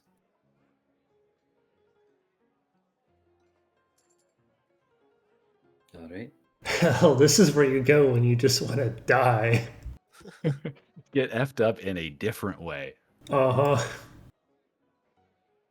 Jesus. There is one that is where you die, so good luck Oh avoiding my that one. god. Can you imagine if one Wow. of us had rolled that? Yeah, that would be abrupt. That's Chain's punishment for having 20 gold for a short period of time. Die. Hi. Smited. It's okay. It certainly can't affect me. I'm assuming that the amnesia is permanent. That one is permanent. Those memories faded, Oh, unfortunately. they are gone. Okay. They can be recovered, or at least replaced. So does 1 out of every 100 customers just flop over dead? It's better rates than some bars in New Kylax. Okay, alright, yeah, granted. Definitely better than anything in Tiri's house. I mean, I was gonna say, I mean, there was a 1 in 6 chance of someone dying in the first inn we were at. Mm-hmm. Did any of those have like good effects? I mean, being resistant to one way lightning to is find pretty out. good. Yeah. I assume Lyra and I will eventually find our way there. Spin the wheel. Take the chance. Wager. See, I was originally gonna, you know how like bars have like that little like tray that catches all like the little bits and things from drinks that are getting made. I was gonna have Chain ask for that, Slurp it God. up. Oh The no! jungle juice. but then Lorenz lost his memories. I was like, maybe not. Roll 10d 100. But yeah, at some point, I would say Leora and Reed, you find your way over the eclectic little tavern. They walk in. Foshker sneezes again at the door. Yes, Right. Foshkra is luminous currently. Would Fenton have told us about his current condition? Not unless I was asked. Lawrence takes another sip of his drink and loses another 4 hours. Just Benjamin buttoning. He's gonna go up to Fenton. So, what did yours do? I believe it cast a spell on me I am somewhat familiar with. It feels like Zone of Truth.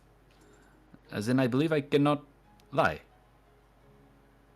Well, that's got to be weird for you. I do not truthfully. Well, I lie sometimes. Not for now. No, don't we all?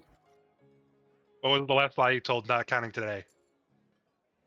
Not counting today. Truthfully, I cannot remember.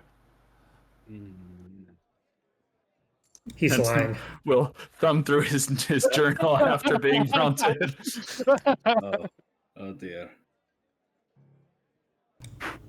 Mm. Well, that surely won't bite us in the behind. Finds out that he lied about his insult to Foshkra being one of ignorance and not on purpose. I lied to Ciaran this morning. Well, I suppose I more stretched the truth, but anyways. Reed will appear behind Foshkra. As soon as Chain sees Leora and Reed, he's just gonna turn to them. Don't drink anything. Leora would nod and be like, got it. Foshkra finishes his drink, turns around, and is like rubbing his finger under his nose. You look changed. The drink was tasty, but it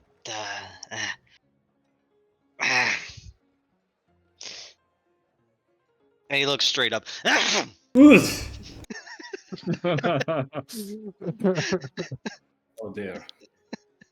Wide-eyed Leora would look back at Chain and be like, what the fuck happened? Is Chain's drink still there? Where did you two go? Chain didn't get a drink. Yeah, Chain never got a drink. Poor Lorenz. Yeah, where did I you will come sit from? at the bar. No, I'll sit at the table, and I will proclaim to the entire room, I am thirsty. Oh, is he doing that thing again? Respawn. Chain face palms. Reed, that doesn't seem like a great idea, buddy. Is it face palming or beak We palming? have to go to the cross You split anyways. get multiple people to purchase you a drink, and it's clearly they want to see what happens to you. How many drinks does he have? Roll me. Let's see. Yeah, there. 4 people purchase you a drink, and you Oh, have God. 4 in front of you right now, Reed. All this sort of scintillating color with some sort of oily, prismatic sheen on the top. Reminds me of the river. Re- What? I would caution. It's probably harmless, but some of these drinks are very much not harmless. They kind of all do something unexpected, usually. I'm sure it will be fine. Lorenz, you can't Probably. remember the last 4 hours. This is preposterous. Of course I remember. I mean, there is. You thought that we magically appeared in this tavern. Well, I mean, where the things have happened. Okay. We still have to go to the cross splits. Things just like, this has to be a fever dream. This has to be a fever dream. This has to be a fever dream. One drink down, the knoll did frown, and bid the fox goodbye, for none could know, 'twas not for show. Someone had to die. God. First Did you just pull that off the tip of your nose? It's from Skyrim. Oh. Oh, Reed, pure liquid courage fills Oh, you. no. Feel like Oh, you no. can take on the world. You are immune to fear for 24 hours. What a start. oh That great. is terrifying for everyone else. I'll ignore the little bits that are dribbling out from the bandages on the neck. I'll look Drink to the room with a look of pure challenge. I'll snarl and down the second one. Second God. one, do 100.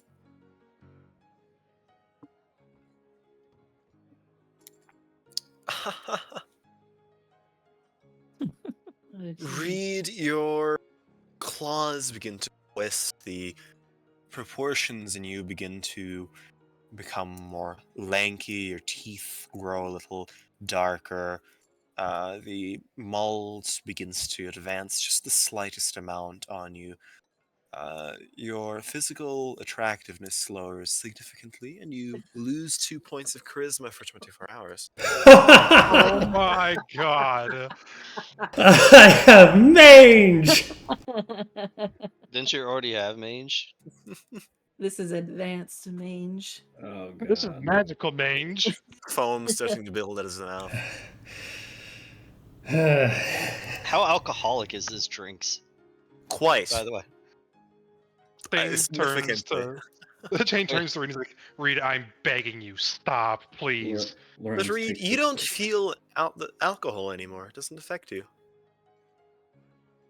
That doesn't affect me. However, the fact that I am the center of attention in this room is affecting me. This is what peer pressure does. Drink Yes, another. but you fear nothing. Drink He fears another. nothing. It's There not are cheers fear. going around this tavern. Few people have done this. Nobody does this. It's insane. We never do this. He's I starting swear, a new. it doesn't happen to me often. Drink it, drink it, drink it. He's drink starting a it. new challenge.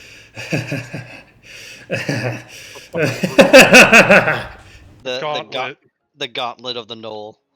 Roll 3d6 for me, Reed. Oh God. no. God. That's a God. joke. Oh, darn. Reed, the edge of your skin begins to harden, and you can feel sort of a woody texture across your extremities. You gain the benefits of a bark skin spell for 24 hours.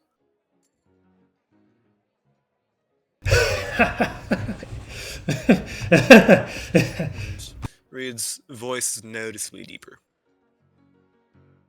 Oh, this is a nightmare. Yeah. Yep, this is definitely a fever dream. I'm gonna just like run claws down the side of my chest and feel how feelable it is. Feelable. Can we leave him behind? There I'm not is to leave one all of you more. behind. There is one more. Oh god. That was only. I thought that was the fourth. Well, this is the fourth. Oh, this is funny. The bark begins to fade and instead becomes metal. You currently your skin turns to metal for 24 hours. You have resistance to martial or to melee to bludgeoning, piercing, and slashing damage for 24 hours. You better hope nobody casts heat metal. Oh god. That would be time for a hug then. If you wanted to hug somebody with heat, then just hug the Ignan. Yeah, especially now that he's exuding electricity. And has the sniffles. Shane just What? looks to Leora exasperated. She's returning the exact same look. Lorenz takes another sip. Forget everything about me. Can I forget Reed specifically? I I will stand up. Leave without a word. Should Oh, we thank the stars. Oh should my we follow god. him? Yes. Yes, I believe we are done here. Are we though? I feel if we just started. Lorenz, we will have to fill you in, figure out how much you do not recall. I apologize for bringing you here and encouraging you to have a drink. That was foolish on my behalf. He's saying he doesn't remember. Are you all right, Foshka? Why are you all of a sudden sneezing? Drink. Apparently. It nose itches. He starts like fiercely like scratching at his nose. Hmm. Well, at least we We're not going to the vineyard. We're are not. not. We're not going on this wild goose chase around the city. Look I at the don't condition know. you guys are in. What did you lie to Syrian about? I spoke around the truth regarding Leora. Oh, I forgot.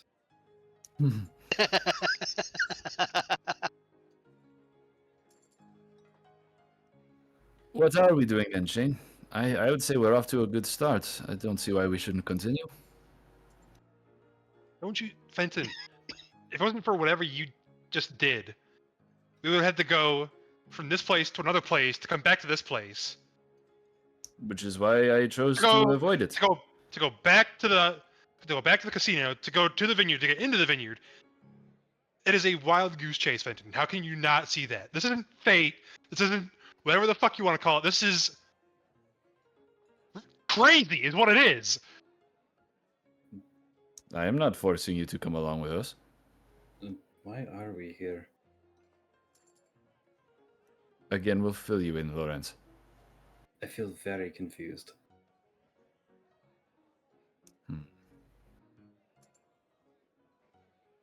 Right, so I get the concept. Everyone had a drink. Something weird happened to them. Lots of weird things happened to Reed. What happened? Finn or not Finn? Foshka is now, Neon. What happened to you two? She would direct that question at Fenton. Lorenz forgot an untold amount of things regarding the day, and I lost the ability to lie for a period of time. Hopefully. Right. That doesn't seem like the safest affliction to have given what we were supposed to be doing. Did I not want to go tell the winemaker the truth and nothing but the truth? Was that not my proclaimed intention all along? Right, that to get there, we had things to do before that. Things that might potentially require someone with charisma to not tell the entire truth. The truth may suffice, if I'm charismatic enough. Alright, it may not. And if it doesn't, then we move on. Or we try our luck with 3 dice. I think we can get at least one more at this point. Let's just. Wait, what? What? What about dice? This is unfortunate. All right, well, let's get out of here, away from the crowd of people that are now around Reed, and we can discuss it on the way. Alright. Yes, yes. That sounds wise. As they start walking, Thane is going to use his psychic whispers on Leora and just be like, I'm not crazy, right? This is fucking insane. Can I respond back that Yes. same way? Okay.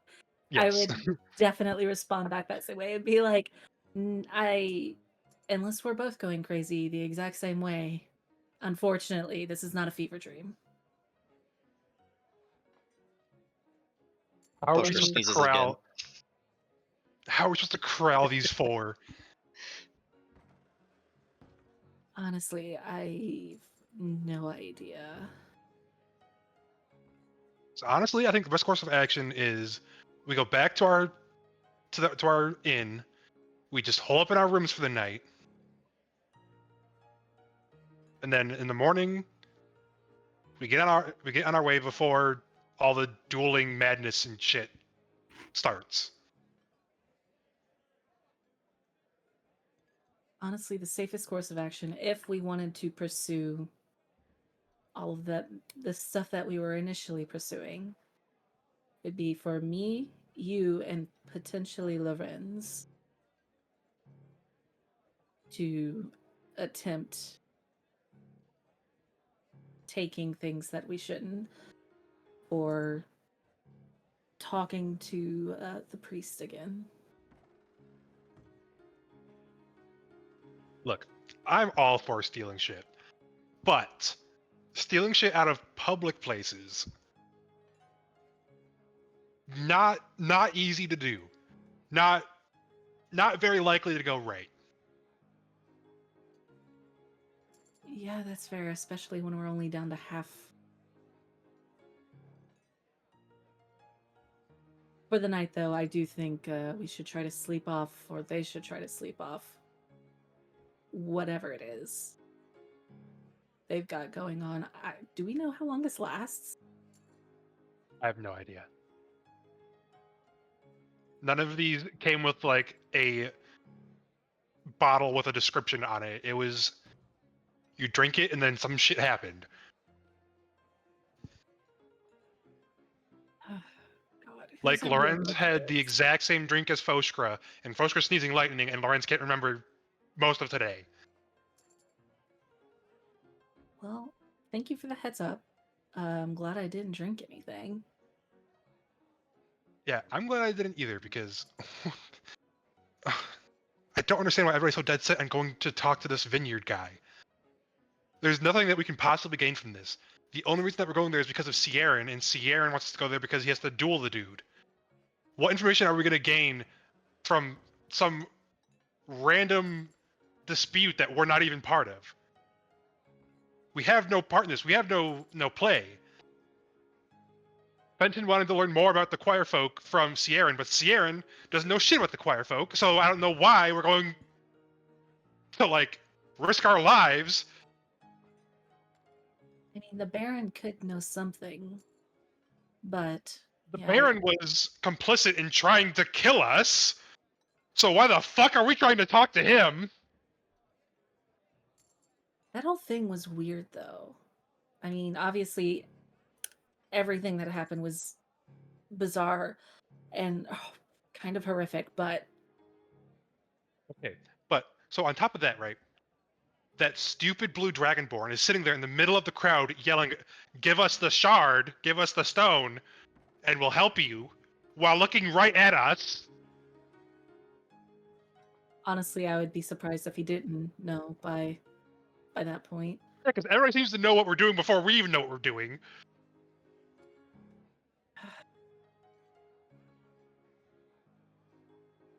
Okay, first things first, let's try to corral them back to the inn. That seems like the safest course of action right now.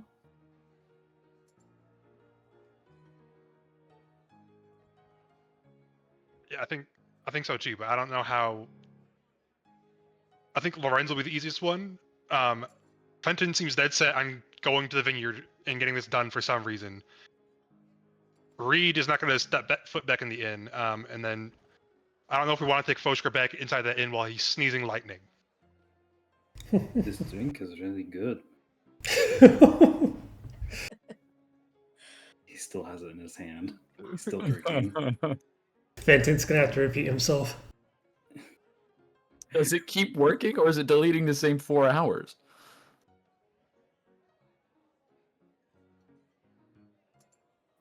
I think at this point it's just, alcohol. He's getting a little tipsy. I hope so. In theory, we could ask Foshra if he would like to sleep on the balcony so that the entire place does not catch on fire. I don't know how willing he would be to do that. I don't know if that inn is exactly his style. I don't know.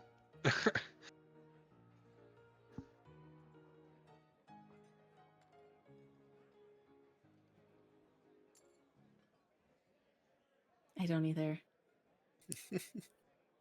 This is a mess. What did they do? That's what I'm saying. I don't, What is the current how do plan? we get so tied up in this? We specifically didn't want to get involved in politics, and now we are way fucking deep in it.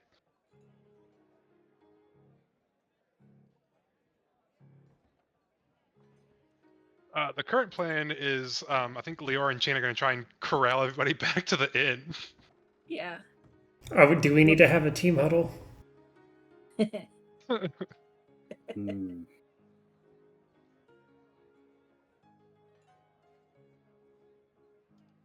After like a long period of silence, while Chain and Leor are having this psychic conversation, Chain is just going to like announce, "Okay, everybody, we're going back to the inn. Come on."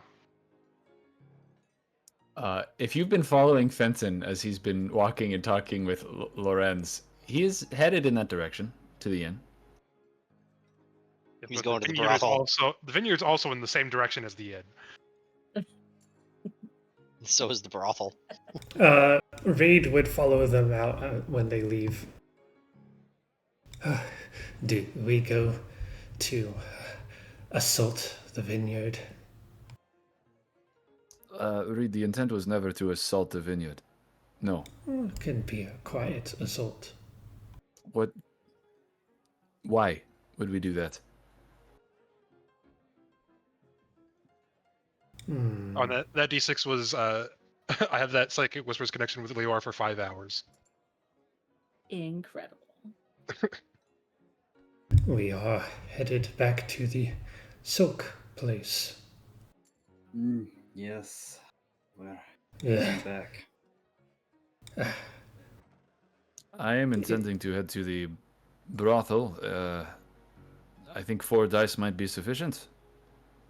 That's what I'm running with.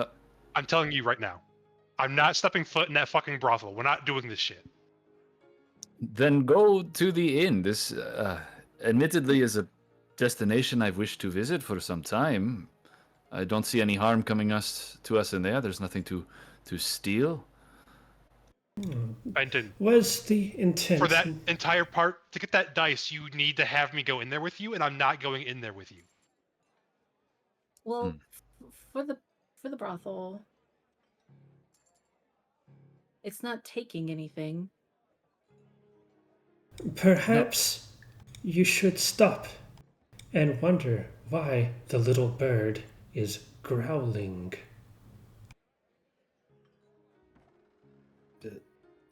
They're just growling?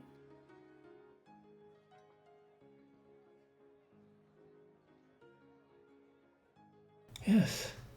It looks half ready to attack someone. Where are you hearing that? Read your case, Jane.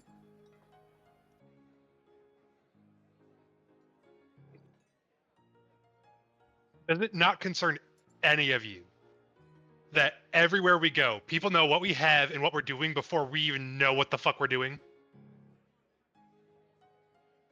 And what do you suppose that we do about that? Not play into their fucking hand, maybe, I don't know. All right. What would you have us do? My preferred plan is to hole up in the inn tonight, get some sleep, and then leave first thing in the morning before the wine tasting. Okay. All right. Mm-hmm.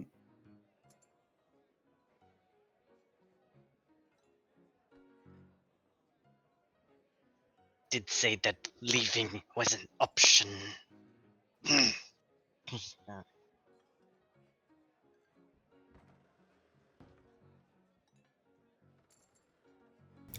There is one thing I wish to do before I leave this place. And that is? I would like to cook stew.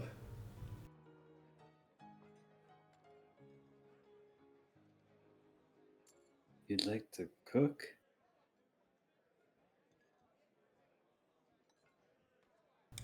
Yes, I would like to cook.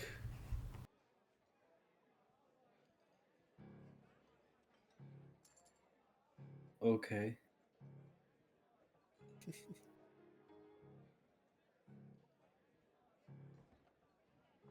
What is the plan? Where is everyone headed? Back to the Sky Mansions? At That least is back to the Shane's scale plan. mansions. Yes. All right.